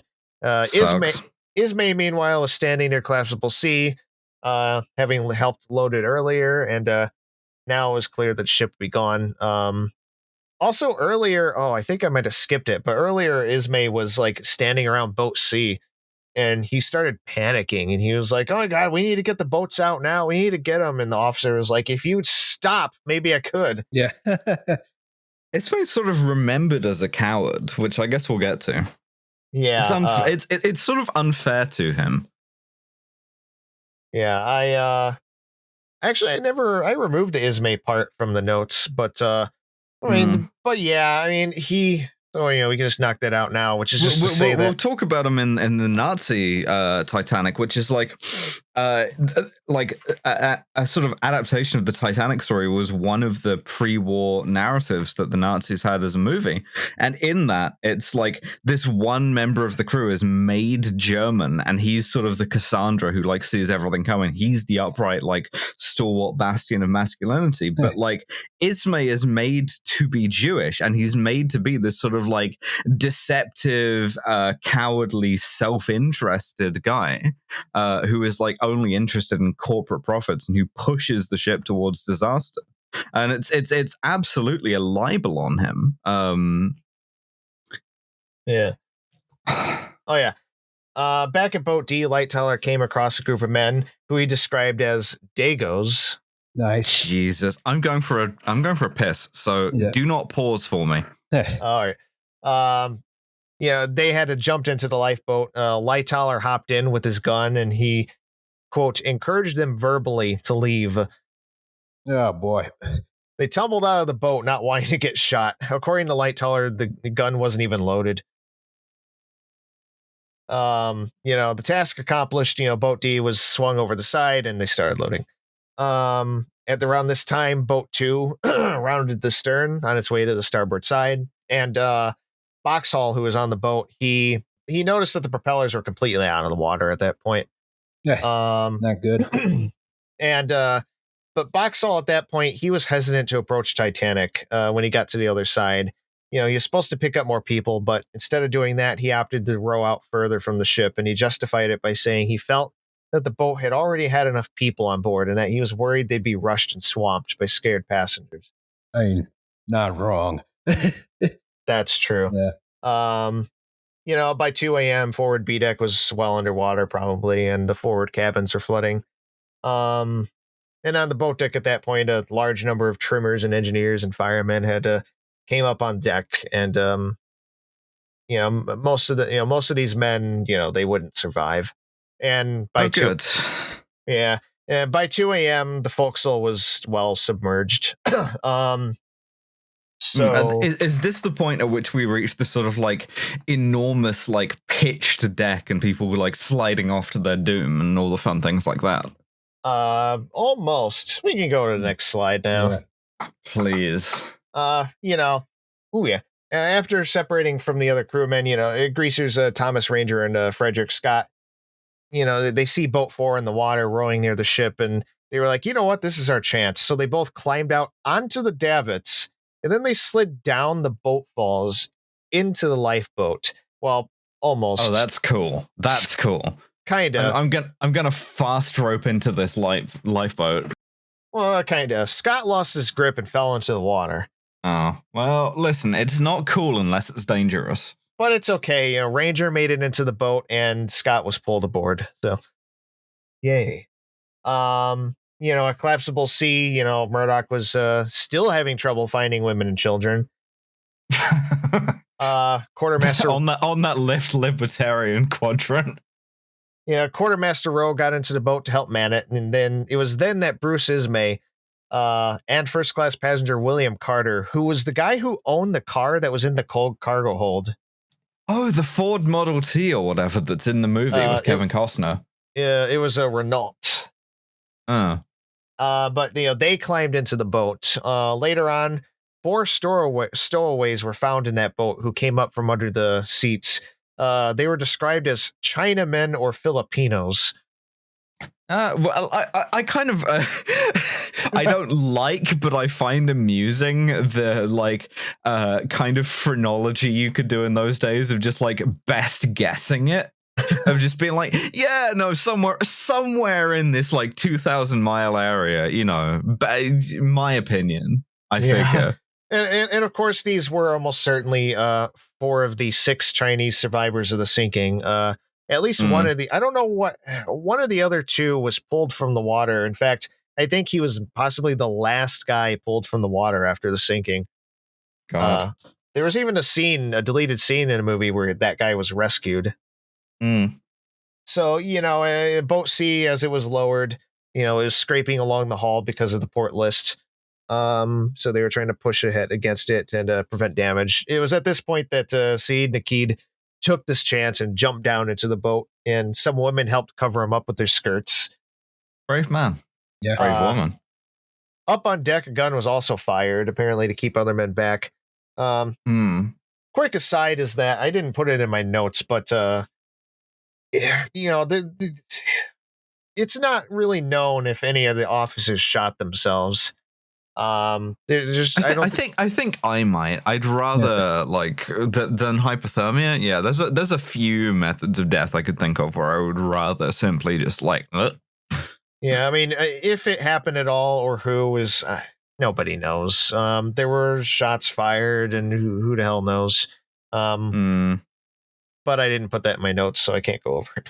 Yeah, well, no, nobody will ever know. No one will know. Yeah. I mean, I could talk for 9 hours about it. We'll never know. It is strange that it's again one of those sort of Edwardian honorable methods of suicide is to use the service revolver when events have turned against you. Sort of like a Edwardian seppuku. Yeah. By this point, water is creeping up the stairs that went down from the bridge area to B deck. At boat D, several crew, including Quartermaster Bright and Second Officer Lightoller, were ordered to man the boat. Lightoller said, "Not damned likely," and jumped back onto the ship. Lightoller was such a cunt, is the thing. That was also the source of his strength. He survived the Dunkirk evacuation in the Second World War. He was a very a sort of very much man of steel sort of thing, but he was also an absolute dickhead to work with. Apparently he was also, if I'm recalling, that's Lightoller who did it. He was also a bit of a jokester. He apparently during the Boer War he faked a Boer attack. And made people in the harbor, I don't know where it was, panic. Just to play a joke. When he was serving on the Medique. So, around 2:02 a.m. for the last time, Captain Smith visits the Marconi suite. Jack Phillips, Harold Bride are still hard at work. Trying to send out distress messages, even as water is getting closer. Smith released the men. He told them they've done their best and can do no more, and they better take care of themselves. And then he left. Phillips didn't leave. He stuck to his work, mainly trying to contact Carpathia. And also a ship called Frankfurt had been trying to contact him. And he was like, "You're a fool. Keep out and do not interfere with our communications." Because, Germans. Yeah. Of course. I mean, that's sad though. To you've been given this sort of honorable discharge here. That's the closest social sanction you're going to get, and you're still that's not enough for me. I'm gonna stay here and go down with the ship. Yeah, and later Bride would recall of Phillips, quote, "He was a brave man. I learned to love him that night, and I suddenly felt a great reverence to see him standing there, sticking to his work while everybody was raging about. I will never live to forget the work of Phillips for the last awful 15 minutes. Oh, it's very sad. By 2:05 a.m., Vauxhall is entirely underwater, and at this point, Titanic is going to be completely gone in just 15 minutes. We get a lot of stoic deaths at this point, which is sad because of how many of them were wildly unnecessary. Mm-hmm. Around the time Boat D was being lowered, Captain Smith was seen on deck giving orders to a megaphone. Apparently, first-class passenger Frederick Hoyt had approached Smith. He had known Smith for 15 years, and he just wanted to offer his sympathies. This is a terrible situation, isn't it? And then Smith suggested to Hoyt that he should go down to A deck and see if a lifeboat is beside it, telling him to jump in, and that he better do it soon. Hoyt went down, but he found that D was still being lowered. He decided to jump off into the water in the hopes that he'd be picked up, and he eventually was. Meanwhile, passengers Hugh Woolner and a name I'm not going to try to say, Moritz. Let's see here. Moritz Haken Björnstrom Stefansson. Yes. They were on A deck waiting for the boat, and when it reached the water, they both jumped in. And I feel for Captain Smith at this point. Like, none of this is hugely his fault, and like, there's no way he could have survived this. Not in the sense of like engineering, but in the sense of like there was no social route for him out of that boat. Like, if he had survived that, he would have like been pilloried for the rest of his life. Oh yeah. It was absolutely like a 100% an expectation that like he would have been wildly dishonored if he had like survived this. I don't know if it reminds me of the captain of the Andrea Doria, right? Who was like determined to go down with the ship even after everyone was off the ship safely. They had to be like pulled from the boat. They're like, no, everyone's off the boat. You can leave.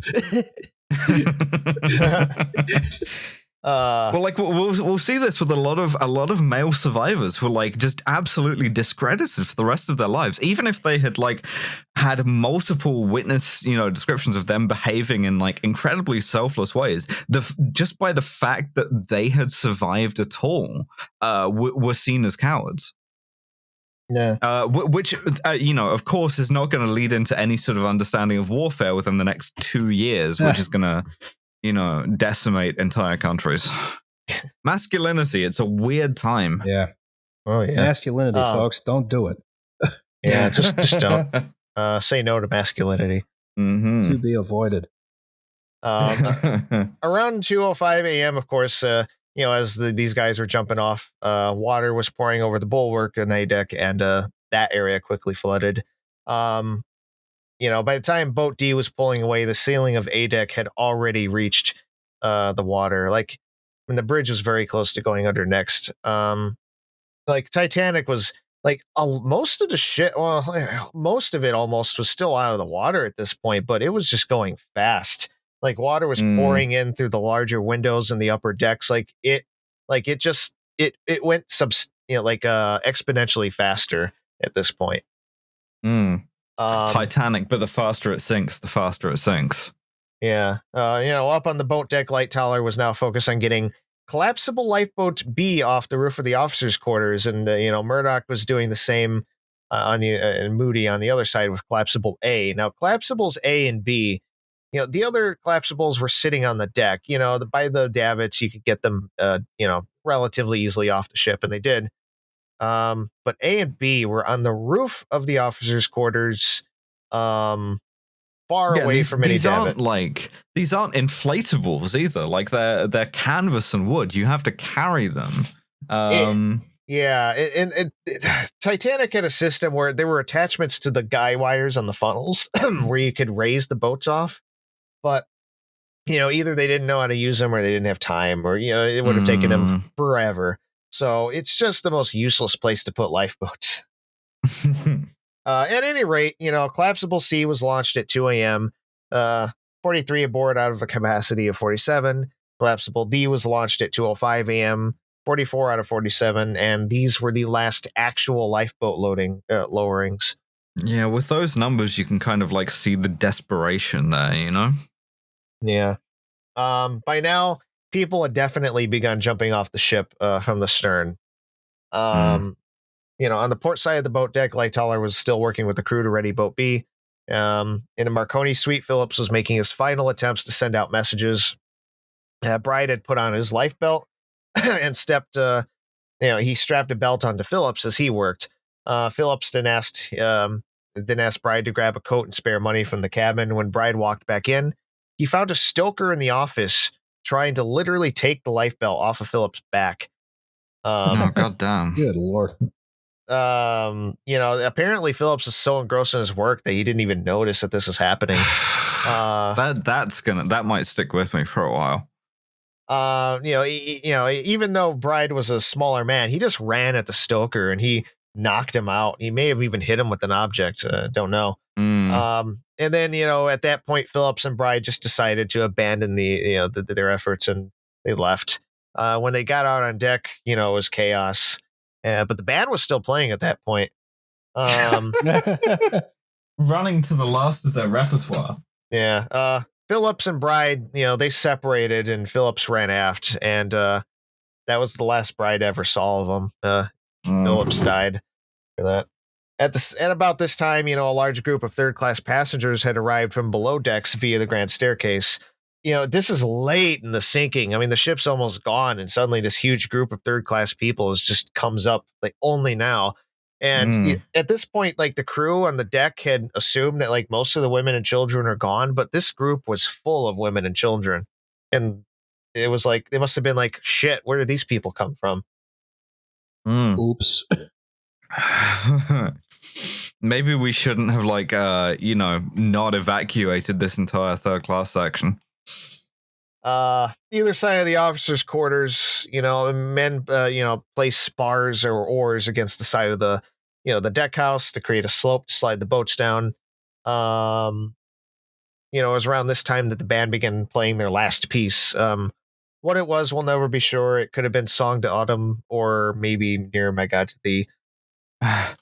Rock and Roll Part 2 by Glary Glitter. On the stern and poop deck, passengers basically from all classes were gathering and mixing at this point. It was here that Father Thomas Biles and Father Joseph Parashitz were, praying and granting absolutions to passengers. I better get some good ass absolution at that point. Yeah, it's like, well, I give you go to confession, and I'm just wondering if you confess, and then they give you your penance prayers, and then you have enough time to do them before the ship goes under. Well, the thing is, a lot of Catholic theology around the dying is very liberal nowadays, but I wonder if this was before the point where you could give extreme unction to somebody who was just accustomed, the current standard is accustomed to say some prayers, the lowest they can make it. And I do wonder if it was that liberal then, or if it was just nope, sorry. Yeah, nope. You gotta do three rosaries in 15 minutes. Yeah, you better fucking say that first. I hope you're good at pronouncing the word mulieribus. At around 2:10 a.m., after having apparently left the smoke room a while back, Thomas Andrews was seen throwing deck chairs overboard, still trying to help passengers. And then he was carrying a lifeboat to the bridge, supposedly. Mess steward Cecil Fitzpatrick was crossing through the bridge. He claimed to have seen Captain Smith talking to Andrews saying, "We cannot stay any longer, she is going." And then he fainted, supposedly. On the port side forward, around 2:13 a.m., Classable B was pushed over the side, but it landed upside down in the water, which is already flowing up the deck at that point. Oops. And there was no time, so they just abandoned efforts to do anything with that boat. On the starboard side, Murdoch had ordered the davits to be cranked back in an attempt to ready them for collapsible A. The deck here was still dry because of the heavy port list, so they had time still. How possible is it to walk on it though? By that point, not too hard, but it would have been awkward, I think. You couldn't play a game of squash on it. Yeah. No. The crewmen freed and pushed the boat over. It hit the deck pretty hard, but it was upright. Moody had wanted to let the boat float away, but the others were like, no, let's attach the falls to it. So, they hooked the boat up and they were trying to drag it up the deck and they just couldn't. Meanwhile, Fitzpatrick, he came to and, he began helping with A. And, they tried to ready Abe, and then water began bubbling up from the stairwell that was nearby. And at that point it was like there's no time left. Meanwhile, running aft, Archibald Gracie ran into a quote massive humanity clamoring against the divider railing on the boat deck. Probably the same massive humanity that the third class passengers that had come up earlier. Yeah, around 2:15, the boat deck, which had already been submerging forward, suddenly took a, quote, slight but definite plunge. Quick aside is Smith and Andrews' fate. It was long believed that Captain Smith went down with the ship, standing in the bridge and all that. The honorable thing, the upright British officer sort of thing. Yeah, meanwhile, it was long believed that Andrews was in the smoke room just staring at a painting the whole time until it ended. But after going through survivor accounts and all kinds of stuff and the timings of these things, that doesn't seem accurate. Like Smith is placed around and outside the bridge near the end. Some claim that they saw him go into the water, like jump into the water off the bridge wing around this time. And the smoke room, Andrews was seen elsewhere after that. And the guy who saw him in the smoke room was like way, like he left the ship ages ago by now. So in all likelihood, Andrews wasn't there. Some claim to see Smith and Andrews together on the bridge and that they both entered the water together. So we'll never know what happened exactly. But I mean, it seems likely that, it's not like in the movies. They probably went into the water. Next slide, finally. Hey. So, 2:15, the boat deck plunge. At this point, the ship had pretty much lost any usable buoyancy, and the boat, it started to go under really fast. It was so fast, in fact, that the crew, the people working on the collapsibles found themselves in rushing water. And for a moment, it seemed like Titanic righted itself, almost like maybe rose out of the water slightly. But then, or maybe the list evened out. In any case, immediately it just went back down. And this just sent by all accounts, a huge wave of water washing up the deck. And this is where a bunch of stuff happens, and I'm just going to run through it, which is, Gracie was caught by the wave and rode it until he caught hold of a railing. A passenger Gracie was with, Clinch Smith, Gracie never saw him again, and also Windows is bugging me for updates. So you're going to hear that. Listen, install Windows. Our host is back. just on a different computer. Yeah. By this time, passenger John Thayer, and his Jack Thayer, actually, I think, and his friend Milton Long had been waiting on the boat deck to jump ship. Finally they went. Long slid down the side of the ship. Thayer jumped, and Long, fuck, glissarding down a whole fucking thing of riveted like iron plates. Yeah. Fuck that. Well, yeah, because Long was never seen again. Yeah, no kidding. Jesus. Scullion John Collins was helping a woman board collapsible A and holding one of her kids. When the wave hit, he lost grip of the child. Meanwhile, passenger Alma Paulson and her 4 children, they had been following around another passenger. And when the wave hit, they all got, they got separated, and then all of them died. At the collapsibles, the chaos of water, and it's just a massive mess of confusion. You're sort of like Bosch painting with more water in it. Yeah. Passenger George Rhymes and his brother-in-law Joseph Loring parted ways, with Loring, running aft and Rhymes jumping overboard. Loring was, he was never seen again. Rhymes survived, of course. Near the gym, first class passenger Peter Daly, he's about to jump overboard when a woman stopped him, saying, "Oh, save me, save me. Good lady, save yourself. Only God can save you now," he claimed to say. But she still begged him, so he took her by the arm and they both jumped as the wave washed over. On the port side, keep her, motherfucker. On the port side, passenger Henry Molson removed his shoes and went to jump into the water and tried to swim towards the light of the Californian. Previously, Molson had survived shipwrecks in 1899 and 1904. In one case, he swam away. This time, he wouldn't be able to swim away, and he died. Yeah. Oh. Third time was not the charm for him. Yeah. No. As the wave continued moving aft and the ship sank faster, these stories, there must be like 24 more of these stories like this. I didn't add them to my notes, but, just so many people got taken out at this point or went into the water. Collapsible B was washed off the port side, upside down. Capacity of 47. Eventually, 29 would find their way aboard because it still floated. It was usable, kind of. Collapsible A was washed off the starboard side, upright. Technically the last boat off the Titanic, probably. Probably about 30 aboard. If you're like in this water, even if you're holding onto something that floats, a half hour kills you, right? Oh yeah. Yeah, pretty much. In the pantry on A deck, Chief Baker Charles Yalhin was still getting his drink of water or liquor. Water, sure. Absolutely. I am also drinking water now. I am on my 4th glass of water and I'm having a delightful time. He suddenly heard That's good water. Yalhin said.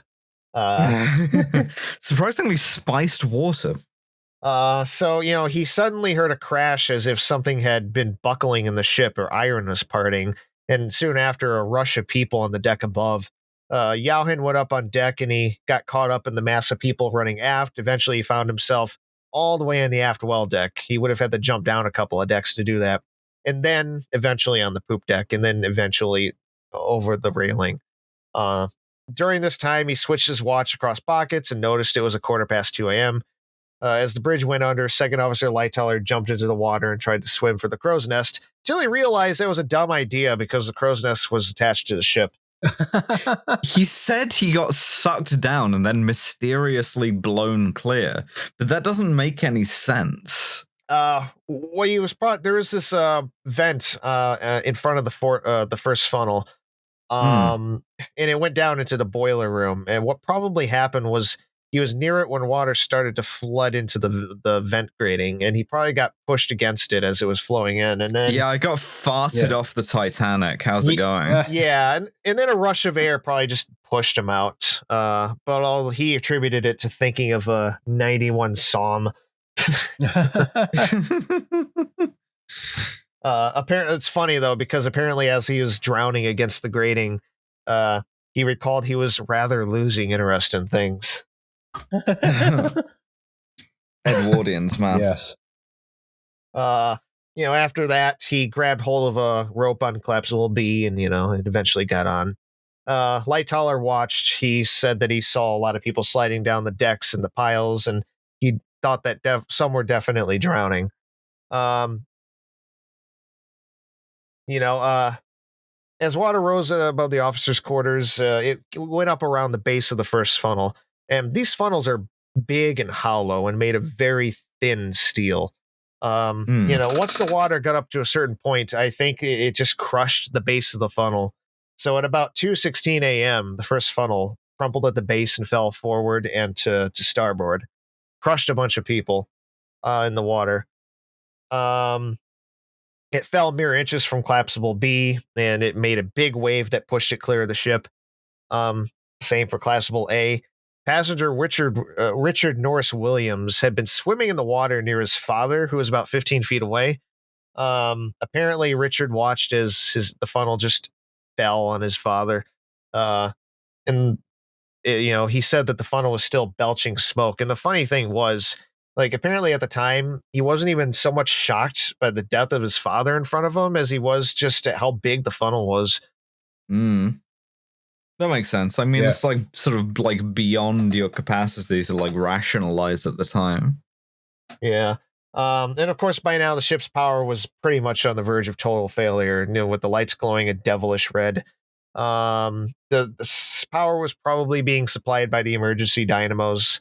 At this point, the grand staircase is totally flooded. I personally don't think there was a big crash through the dome like you see in movies and stuff. It would have been flooded up to the dome by that point, I think. What exactly happened, I don't know. The dome is crushed in now and the stairs are collapsed, so it's anyone's guess. And around 2:17 a.m., water rose around the base of the second funnel, and that gave way in a similar way. It got crumpled in, it probably detached, and I think it may have bobbed slightly upwards. And then it crashed down onto the roof of the gymnasium and fell to starboard, and of course, crushed more people. God damn it, dude. That's gone poorly. I was trying to get one last rep in. So we can go to the next slide here. The messy breakup. Yeah. So the final angle of the ship is unknown. I mean, it used to be maybe it was 45 degrees, but honestly, it's still a range. It could be 23, 15, 16, 26. Who the hell knows? And in any case, the stern was well in the air by 2:18 a.m. And it's more of a force than that ship was ever designed to like hold together under. Yeah. And as such, it just splits in half. Yep. So at approximately 2:18 a.m., it reached the peak hull stress and it began to fail. Where exactly, we don't know. A lot of guesses on that. Like if you ever want people to murder you in the Titanic community, give your favorite breakup theory. I'm gonna stake one out now.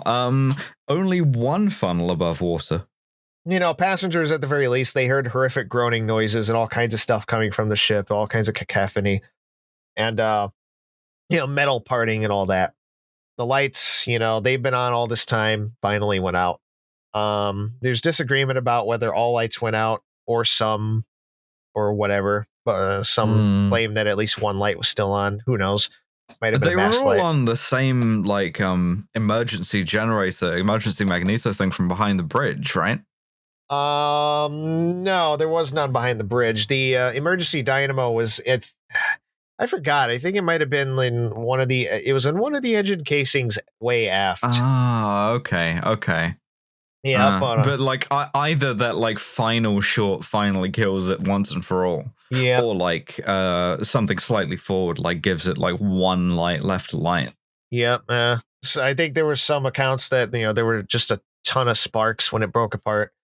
The breakup probably started forward of the third funnel, more or less a clean break, but it wouldn't stay clean for long. The ship putting the Titanic in a cast so it can heal cleanly. Yeah, like the ship basically broke apart. It wasn't just into two sections; it was many sections. With the bow and the stern being the main ones, but several large chunks in the middle, in the area of the break, were just pulled apart. So it broke into these several sections, and some of them may have broken away below the water, or maybe they started to fall away above water. I think there was at least one account that reported the ship appeared to break into three pieces. So who knows? After the initial break, the stern fell or settled backwards into a level position somewhat. The funnels probably fell on each section, although it's not certain if they both did. The double bottom fractured during the break into basically in three places. The bow, totally gone of buoyancy. It went down, pulled on it a bit, and then it detached. While this was happening, everything attached to the double bottom would have just fallen out. The last 5 boilers in boiler room 1, those are all over the seafloor. Oh man! Wow. The coal bunkers between boiler rooms 1 and 2 completely obliterated, with their tons of coal just spilled out all over. But if you want to go down a bunch of like depth, free coal.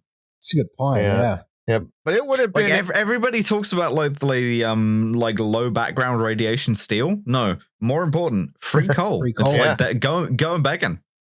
Yeah. But it's one of those underwater remotely operated vehicles that just has a big shovel on the front of it. Oh God! The funny thing is, they did bring coal up. Really?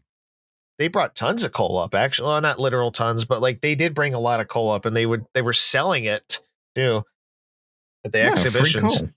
So literally free coal. Yeah.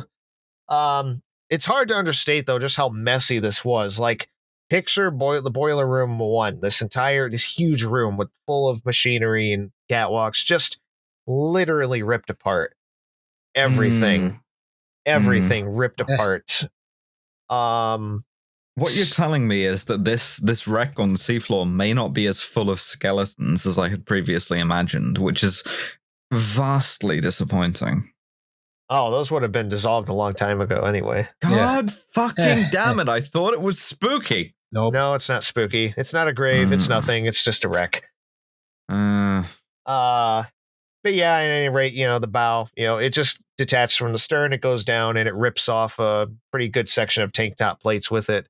It's thought that the 2 pieces of a double bottom held onto the stern as it went down, before they eventually detached and then went flying off way outside of the main wreck site. So as the stern flooded, sank lower into the water, ever increasing angle, still with a bit of a port list probably. It turned in a corkscrew motion as it went down. I don't know if the stern ever reached fully vertical. Some claimed it did. Who knows? It sank in really deep water, right? That was one of the things that complicated any kind of exploration or recovery of the wreck until relatively late. If I recall, about 12,000 feet of water. Oof, yeah. 2.5 miles. You absolutely need a sort of a drone to do that. Yeah. Then that's not even something you can put someone in a pressure suit for. Yeah, no, I mean, if you're down there and your sub fails, you're being turned into chunky marinara. Yeah, more of like a meatball. That's true.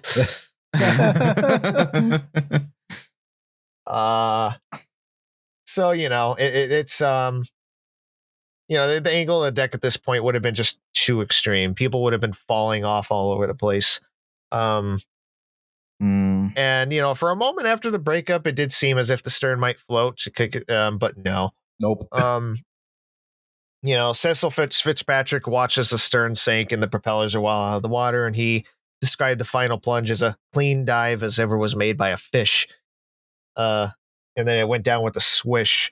On the decks, passengers are seen to still be clinging to decks and fittings like swarming bees and tumbling all around. The stern almost seemed to float there for a short time, mere moments, bobbing there for a little bit before it finally started to go under, the air, the spots starting to flood.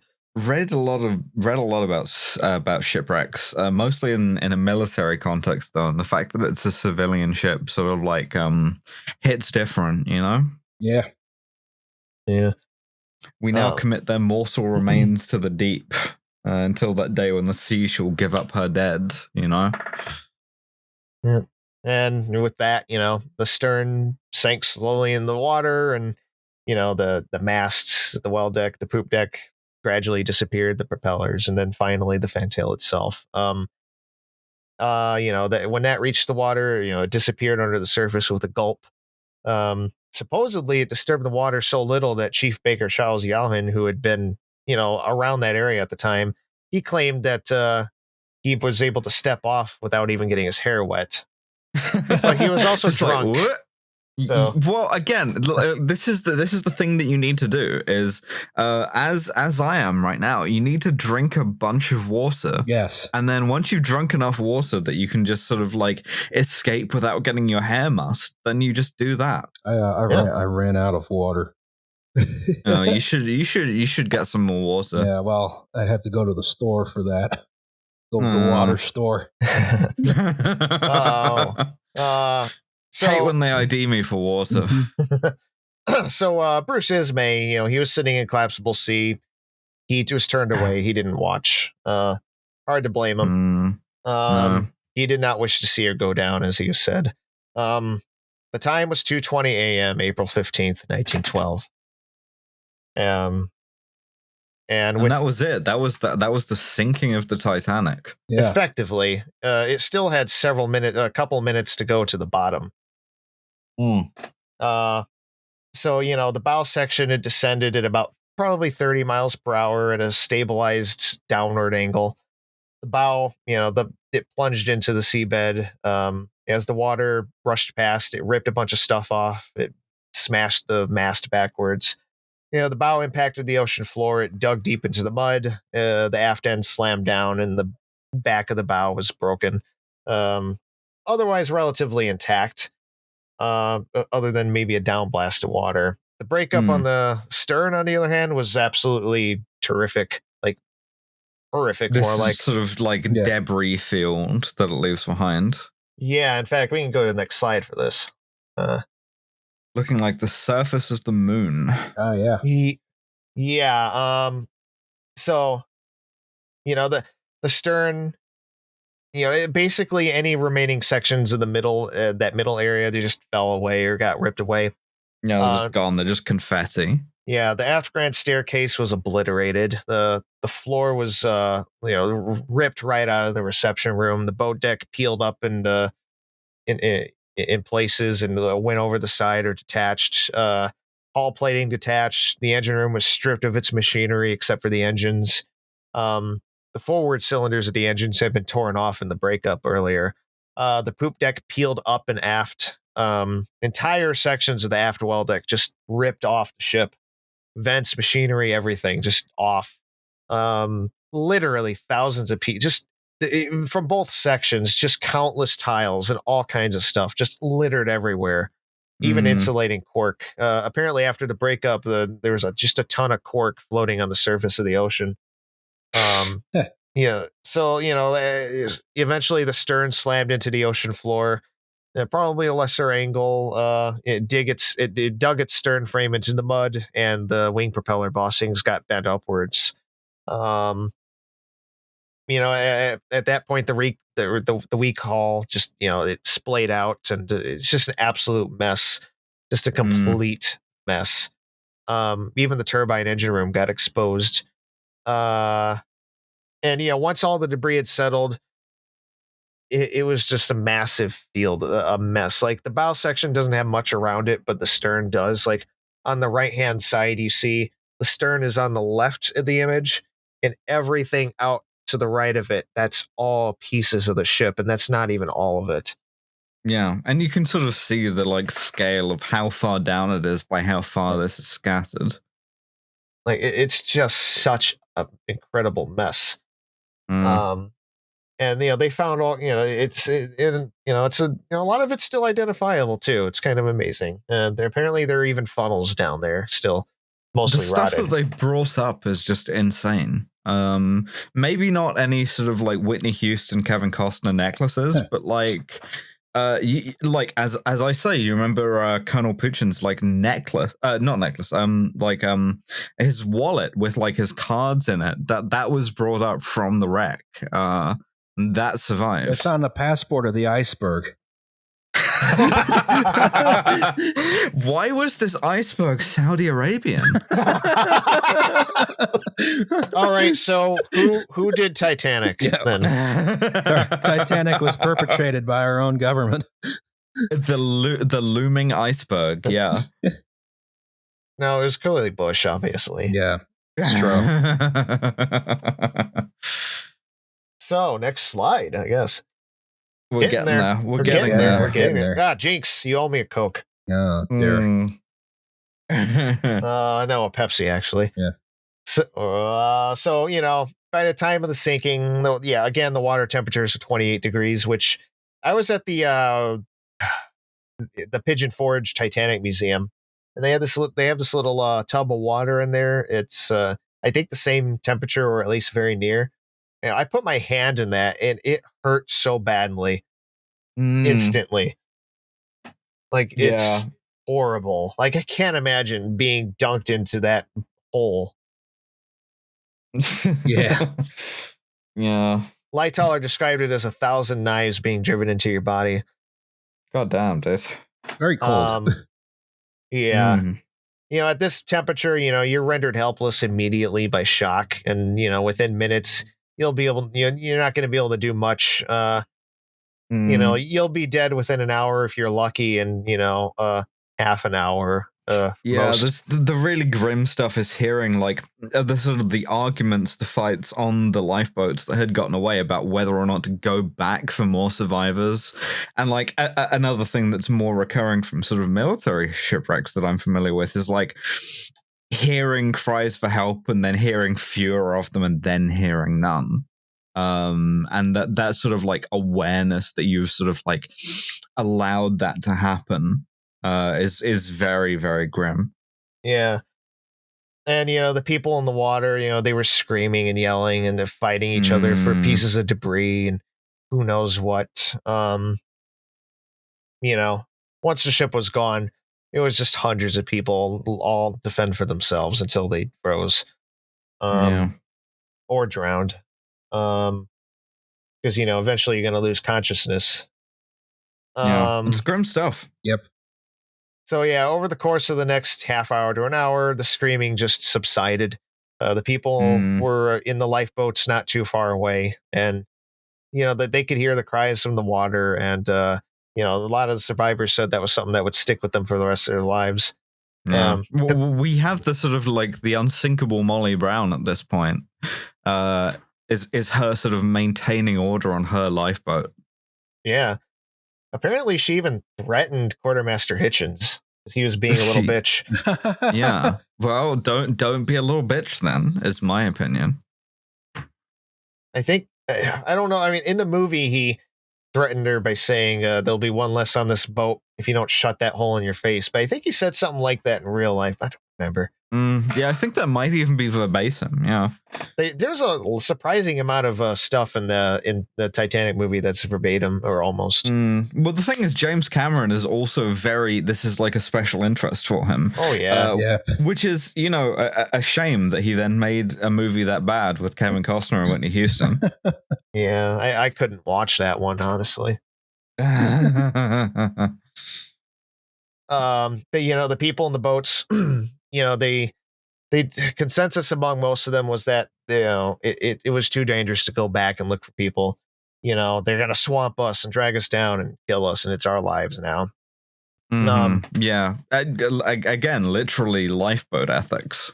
Yep. By now Lightoller pulled himself in the collapsible B, Archibald Gracie too, and that's some strength to be doing that after having been in sort of hypothermia inducing water to like lift your own weight up a wet rope onto a boat.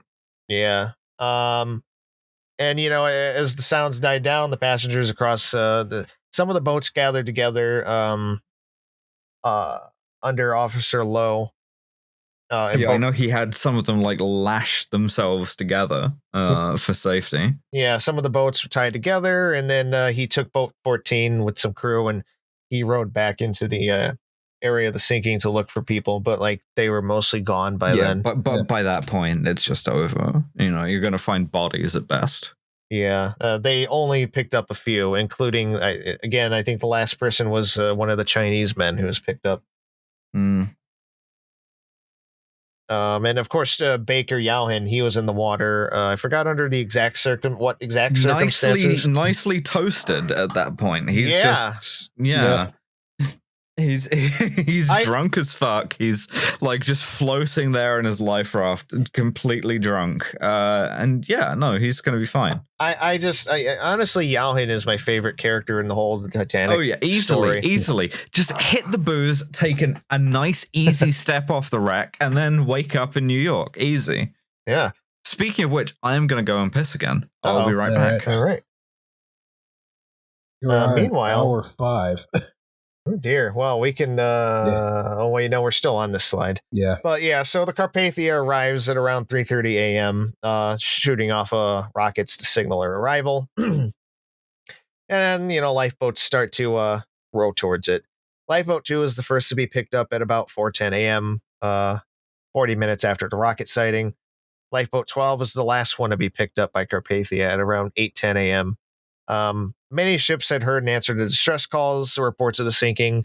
One of those was the Olympic. Apparently, Olympic initially intended to sail towards the site, but I believe they were told to stay away. And I think one of the reasons for that might have been, Olympic was an identical copy of Titanic. How creeped out would you be if you just stepped onto a ship that was exactly like the one that just sunk? Oh, shit. I don't want this. So yeah, Olympic stayed away, and by 8:50 a.m. April 15th, Carpathia finished picking up lifeboats survivors, and had looked briefly for people in the water, but obviously that's fruitless. So Carpathia set sail for New York. Have to excuse me, I had a few too many glasses of water. Carpathia arrives in New York on April 18th, docking at Pier 54 at 9:52 p.m. By then, news of Titanic sinking was all over the world. Like, it's the only thing anyone could talk about. It even started. Reminds me of another apocryphal thing of like an Aberdeen local newspaper whose headline on the disaster was "Aberdeen man, others killed in shipwreck." Oh wow, that is wow. I'm sure it's not true, but it does amuse me to think of that sort of like level of parochialism. God, I kind of wish it was true. That would be funny. Yeah. So, even before Titanic sank, the news was spreading like wildfire, as they say. Which might have helped melt the iceberg. This is true, yeah. So, by the 15th, everyone knew Titanic was gone. It was a news story of the day. Like that day, the first woman had even crossed the English Channel via plane, and nobody knew about it because all they could talk about was Titanic. This was like 20th century 9/11. Yes. Yeah, basically. Most survivors are let off Carpathia at the pier, but third-class passengers, I think they had to wait there to be processed. They didn't go through Ellis Island, but they still had to be processed. You have to change all of your surnames. You have to make sure. Imagine after all that, you get sent back. Jesus! And that happened to the Chinese men. They got sent back because of the Exclusion Act. Hell. Lord. In fact, the Chinese men is kind of a sad story. I mean, they were mostly lost to history for a long time.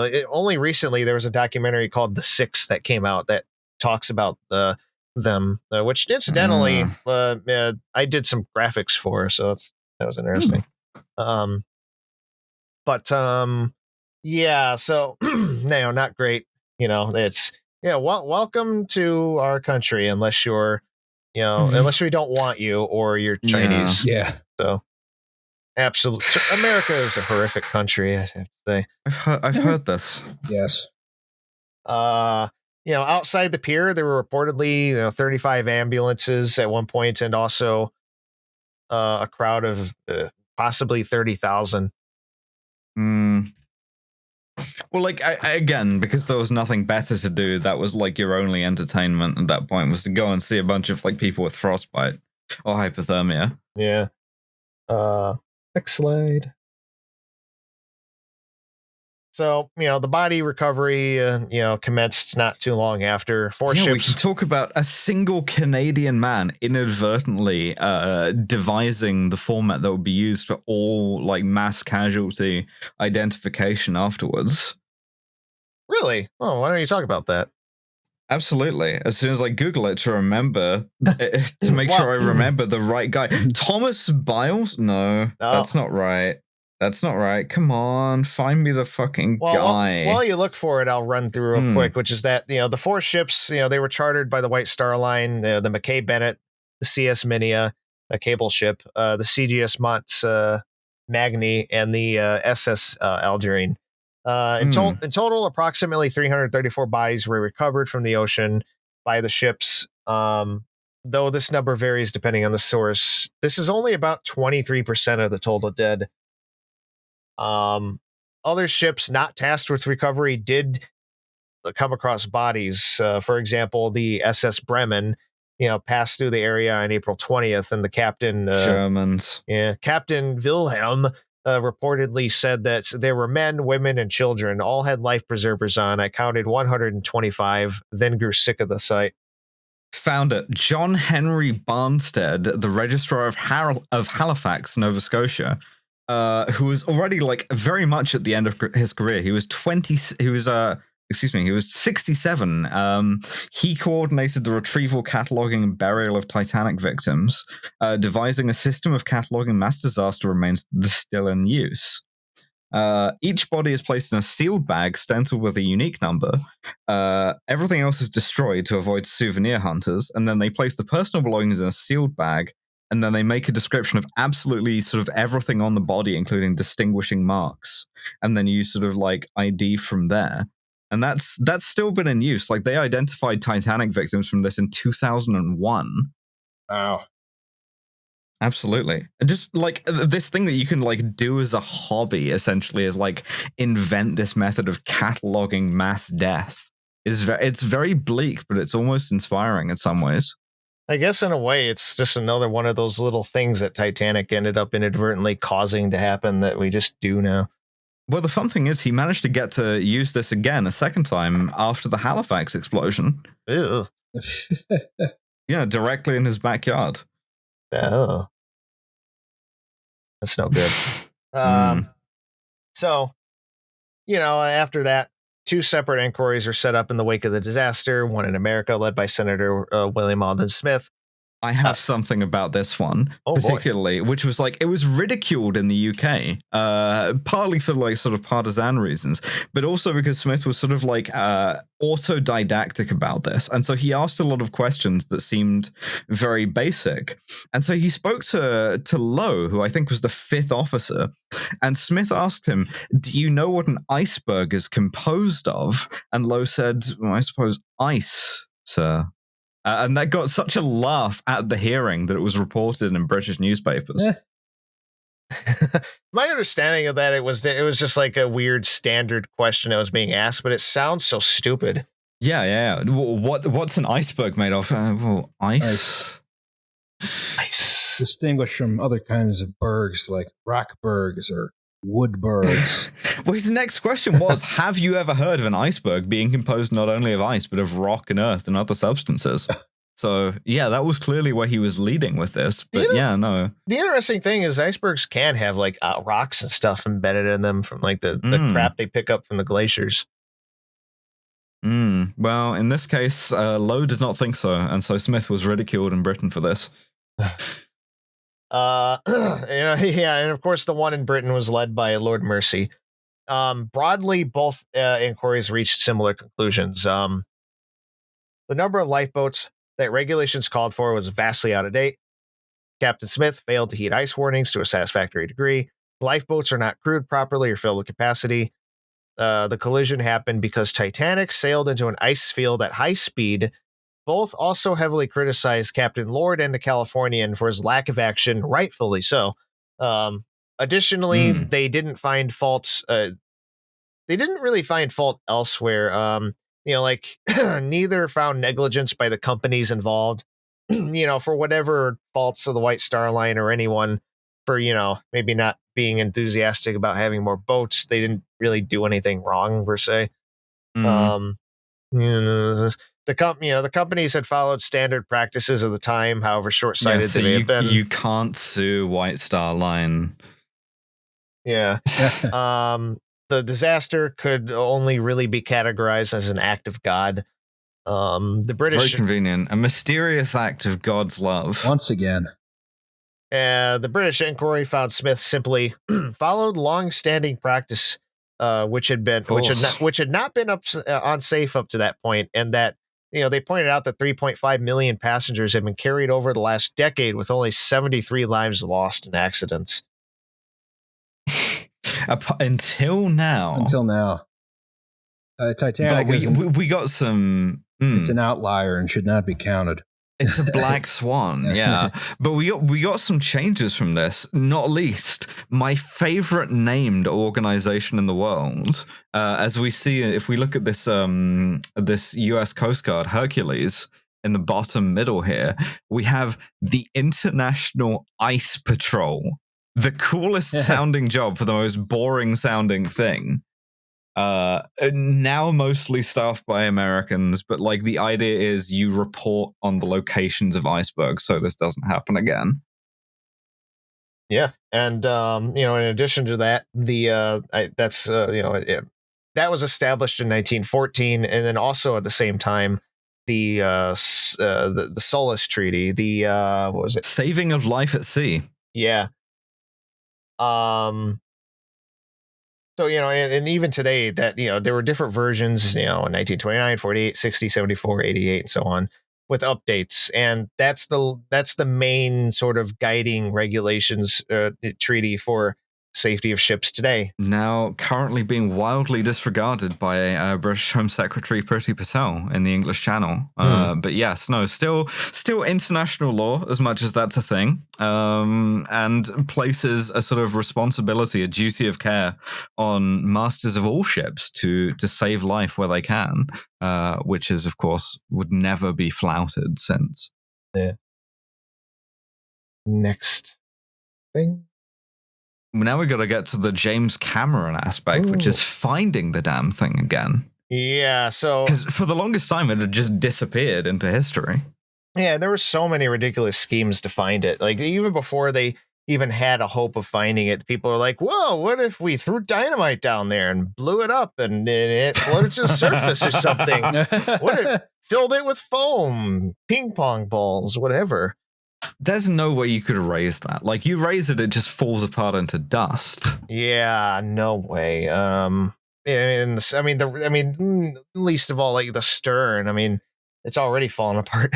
It's very like I don't know, it's compelling to people, I guess, the idea that like we can raise this thing, but like what it's created is this sort of like time capsule of like 1910s life, I guess.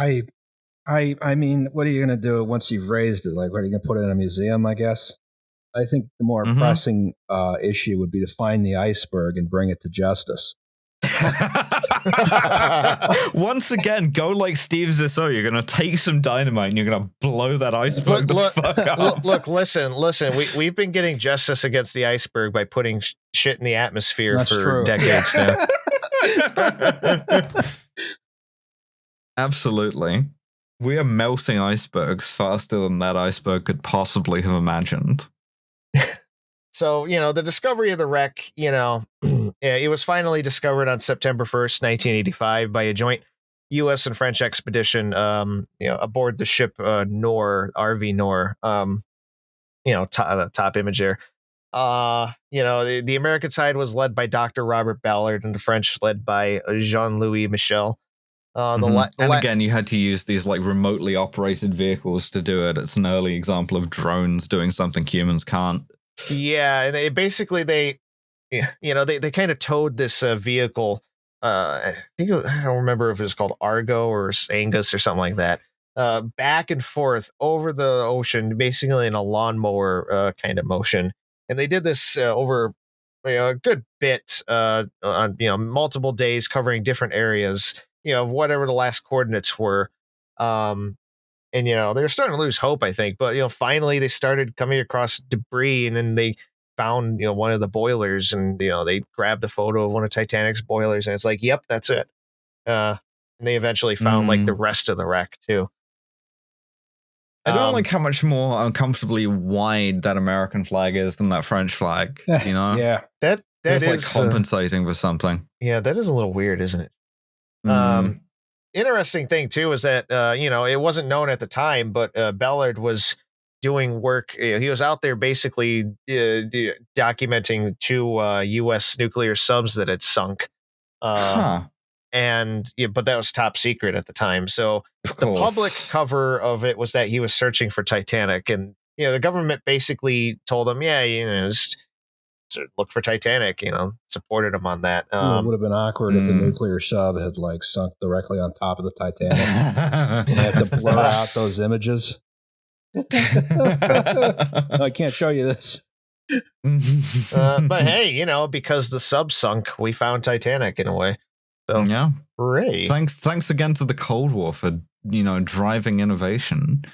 But of course, as we know, the fact that this finding of Titanic exists in the popular imagination through the Kevin Costner, Whitney Houston movie Titanic. There's a lot of like popular culture Titanic. Like there's so many fucking Titanic movies. Yes.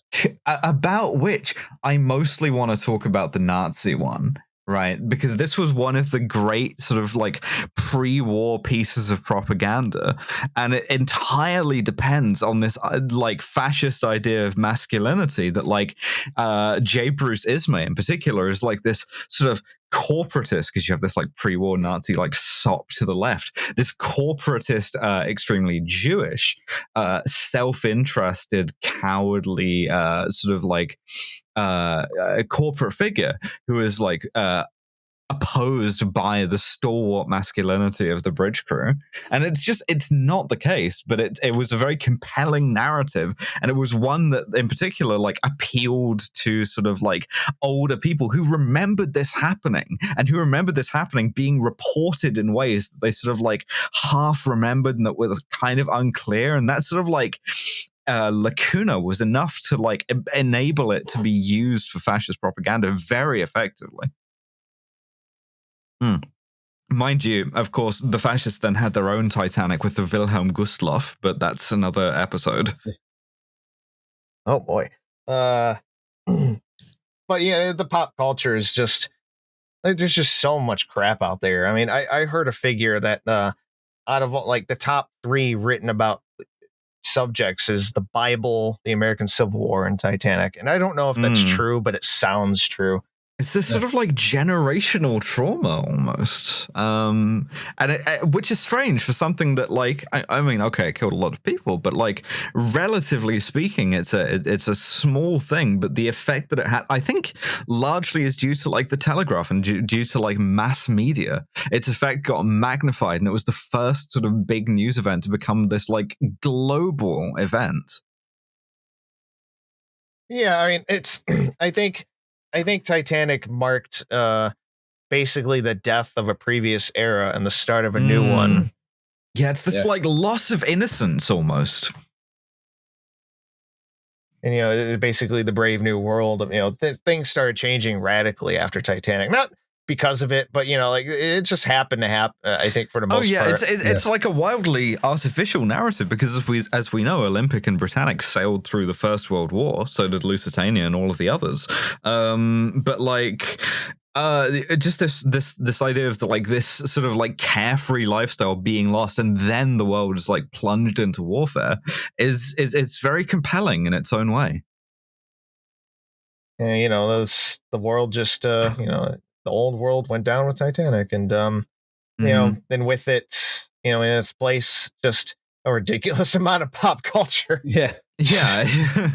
Or this sort of like ancient chivalric thing of like John Jacob Astor or Isidor Straus is replaced with sort of modernity, and it's completely erased that the fact that they died was because of this sort of like modernist conveyance that they were sailing on.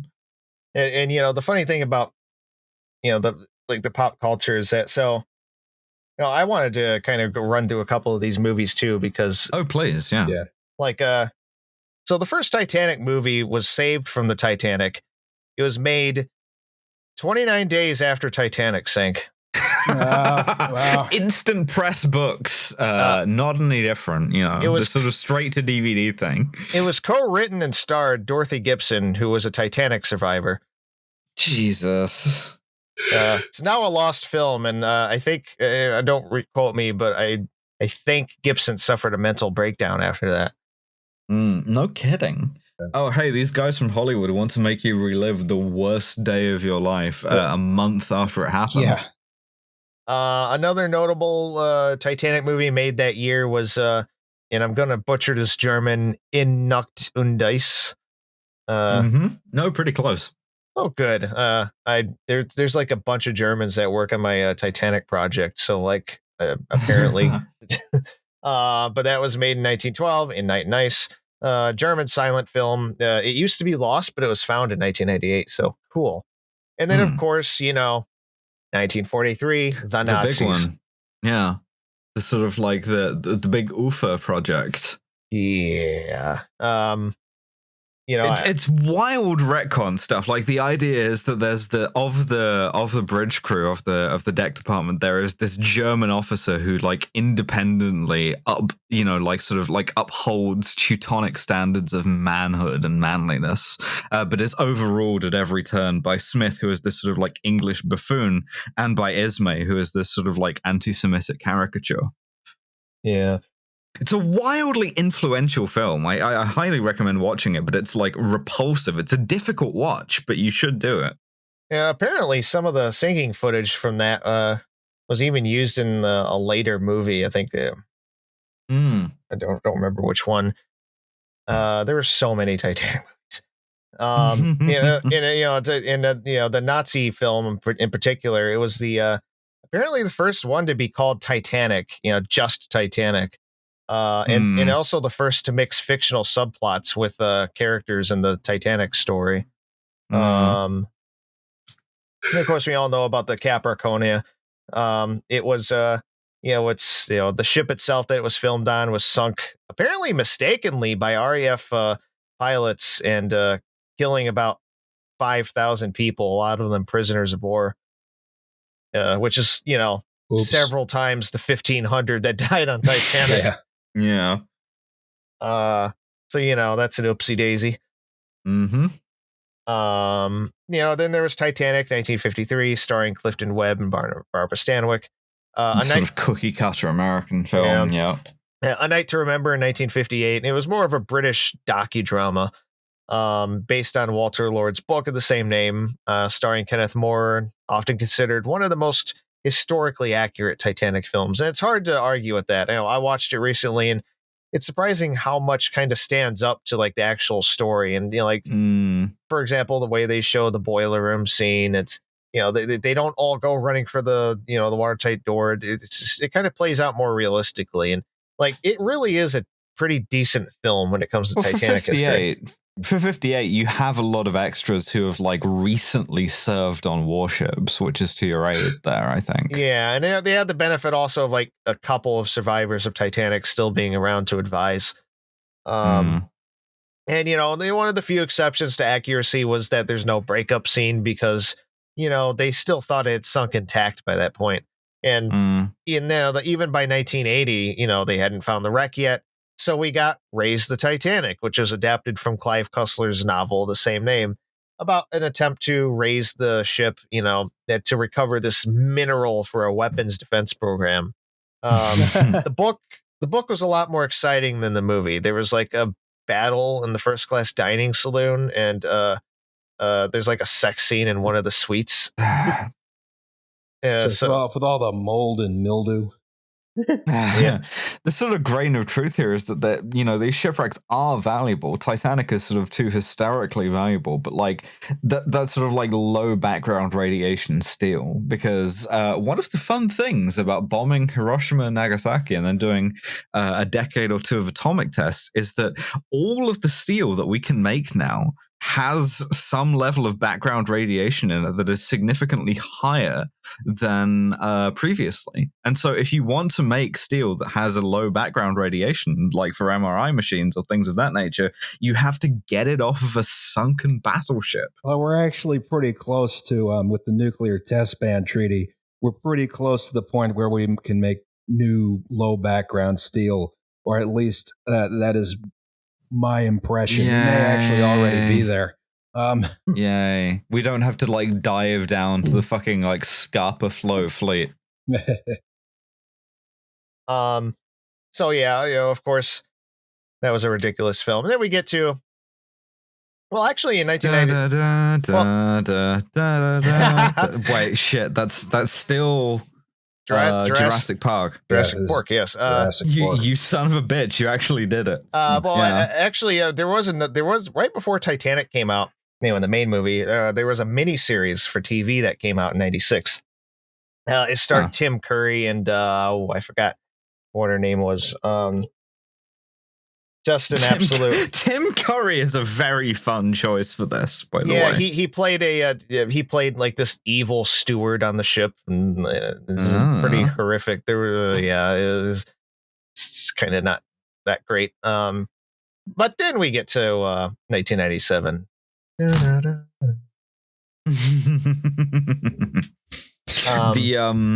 James Cameron, Whitney Houston, Kevin Costner movie, which got some stupid number of Oscars. 11 Oscars, or Academy Awards, as they say. Ooh, that's a good number. And it was the highest grossing film of the time for 12 years. It was also the most expensive at $200 million. And it was it seemed when it was being made, it seemed like the executives at the studios had no faith in it. They thought it was going to fail. They thought, why are we doing this? Why are we giving Cameron so much money? James Cameron loves diving. Yes. It's true. He just got super interested in Titanic because, even before that. And all this is to say nothing of like all the other crap that's come up. I mean, all the video games, musicals, books, songs, board games, arcade games, who knows what. everything that's based on Titanic's story, even the game I've been working on for like 12 years. Like it's my whole life is Titanic. My Twitter header is not a lie. That's why we get a 6-hour Titanic episode. Yes. Mm-hmm. In 3 parts. This down here looks like a setup for some kind of Gilbert and Sullivan operetta about the Titanic. So, it's Jay Bruce Ismay sings. Yeah. So, what we're left with is, just this story that's, also, that picture of that guy in the top, that's he's hauling the model that was used in Raise the Titanic, and it was like 55 feet long. Wow. Maybe that's all of our fate, is like, if we are remembered at all, it's dimly as this sort of like morality thing. Yeah, and it's Titanic has this effect on people. Like I said, I've been obsessed with this damn ship for most of my life at this point, and I don't know why. And the same for, I think, most others who are into Titanic. Like it's strangely compelling, isn't it? I mean, I know that it's got, this episode is 5.5 hours long so far. It's going to be longer with all the other stuff, but like, it's not for no reason. I mean, no, there's so much to this story that, even with this, I think we've left a ton of stuff out. It's one of those sort of historical events where like the people who were there and who were around it and who were alive at that time compiled so much information that it's like one of those inflection points where like you can find details on so much at that point because it fascinated people so much. And like that's so rare in history until modern times that it's very compelling in itself.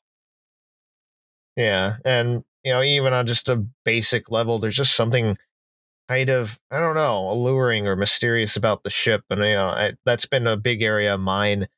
Is just I remember I was living in Arizona when I first kind of got interested in Titanic. The marketing of the movie was going around, and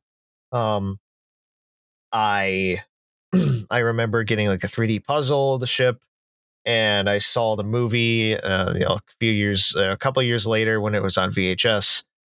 Back when that was a thing, the Zoomers, the VHS, the tapes, just so you know. So, and my interest just exploded after that, and I just don't know.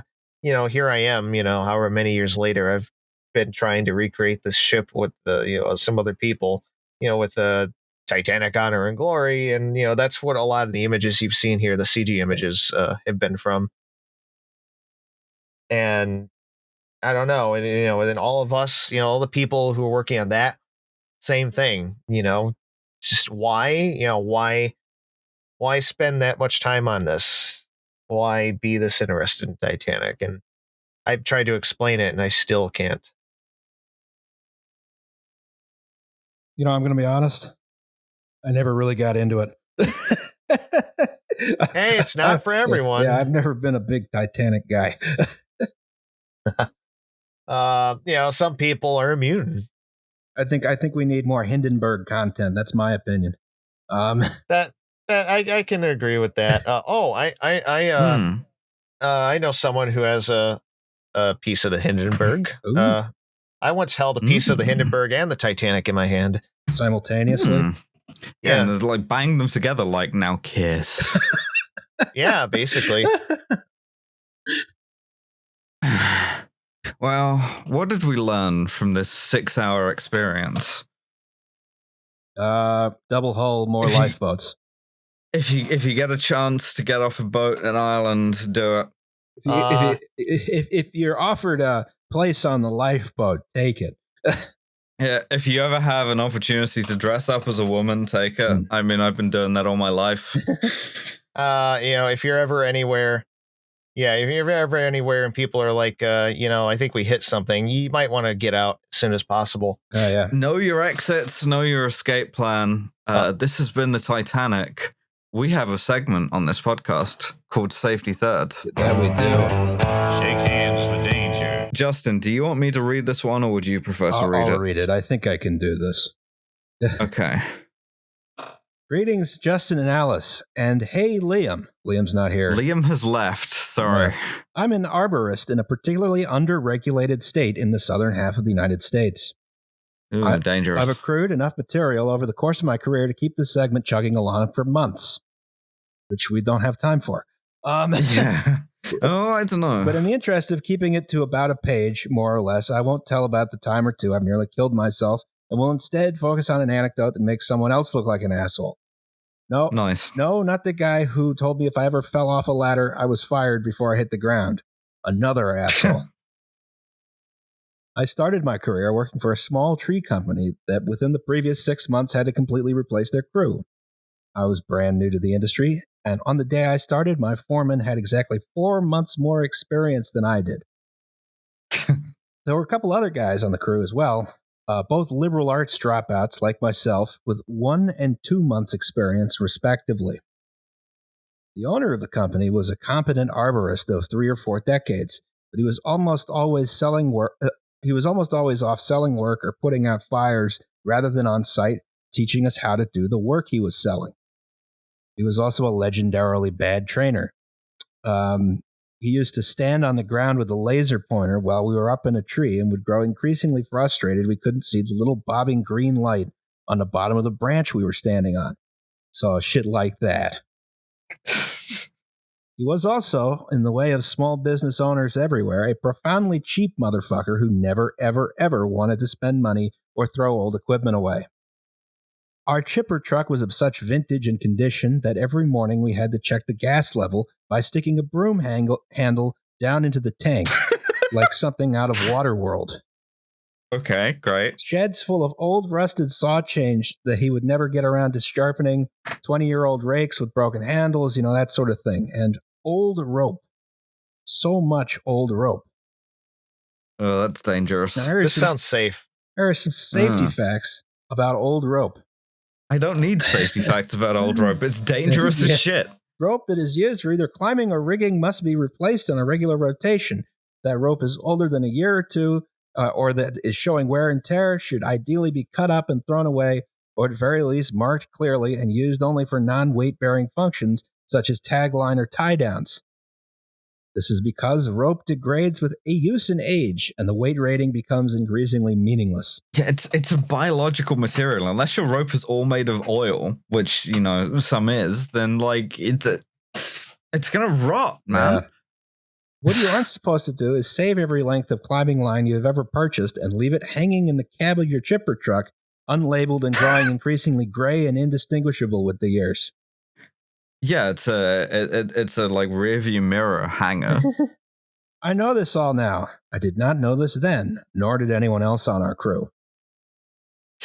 What we did know is that we'd been reading old arboriculture news and various reference materials in the office before heading out each morning, and we decided that rigging looked cool and we should try it sometime. Not that we had been trained in rigging, mind you. We just liked the idea of dropping big chunks of trees supported by rope and wanted to try it for ourselves. Well, it came to pass that we found ourselves removing a large elm at a funeral home. The tree was growing at the back of the driveway immediately adjacent to the building, with minimal space on the other side between the tree and the fence. It was a tight, constricted space, which means you climb the tree and you have to take it down in small pieces that you drop down to the base of the tree. Or, what competent tree crews do is rig big pieces down into the drop zone using their equipment and training. What we had been doing all morning was dropping small pieces. Now, by early afternoon, it was hot, and we'd cut down all our shade, leaving just the trunk maybe 25 feet in the air. One of my coworkers, who was a guy named Jake, who we'll call Jake, was perfect anonymity. Was up in the tree complaining about how hot it was. One of us got the bright idea that this was the perfect time to try out this rigging thing we've been reading about. Oh yeah, totally. We could have that tree on the ground with maybe 3 more cuts. Someone fetched one of the mystery ropes from the chipper truck and passed it up to Jake. Oh no. Jake R.I.P. Jake. Jake very carefully made some choices. Watching from the ground, I experienced a sudden wave of uncertainty and nausea, which I've since learned means you put your hands up and yell for everyone to stop what they're doing and reconsider what's about to happen. Now, Jake tied off the section of trunk, a 6-foot section that made maybe 1,500 pounds, which was a perfectly reasonable section of trunk under normal circumstances. He then started his saw and began to cut. The rest of us stood on the ground holding the rigging line, which had been wrapped around an adjacent tree for support. Jake, no. The section finally began to tilt and then fell, separating from the tree. Now, friends, the rope did not even slow the trunk section down. It stopped instantly. The 1,500-pound section of trunk plummeted to the ground at the base of the tree, missing the roof of the funeral home by inches. There was a long moment of perfect silence, and then Jake yelled, "Motherfucker!" in shock. Someone cleared their throat behind us, and we turned to see the owner of the funeral home, who had wandered out to watch us work. Now, amazingly, nothing was harmed other than our boss's professional reputation. I assume he never worked for that particular funeral home again. I know I have never since made use of a rope whose provenance I was not very confident of. That's right. Yes. So, thanks for the podcast. Stay safe out there. And for the love of God, don't work for any company too small to have a safety office.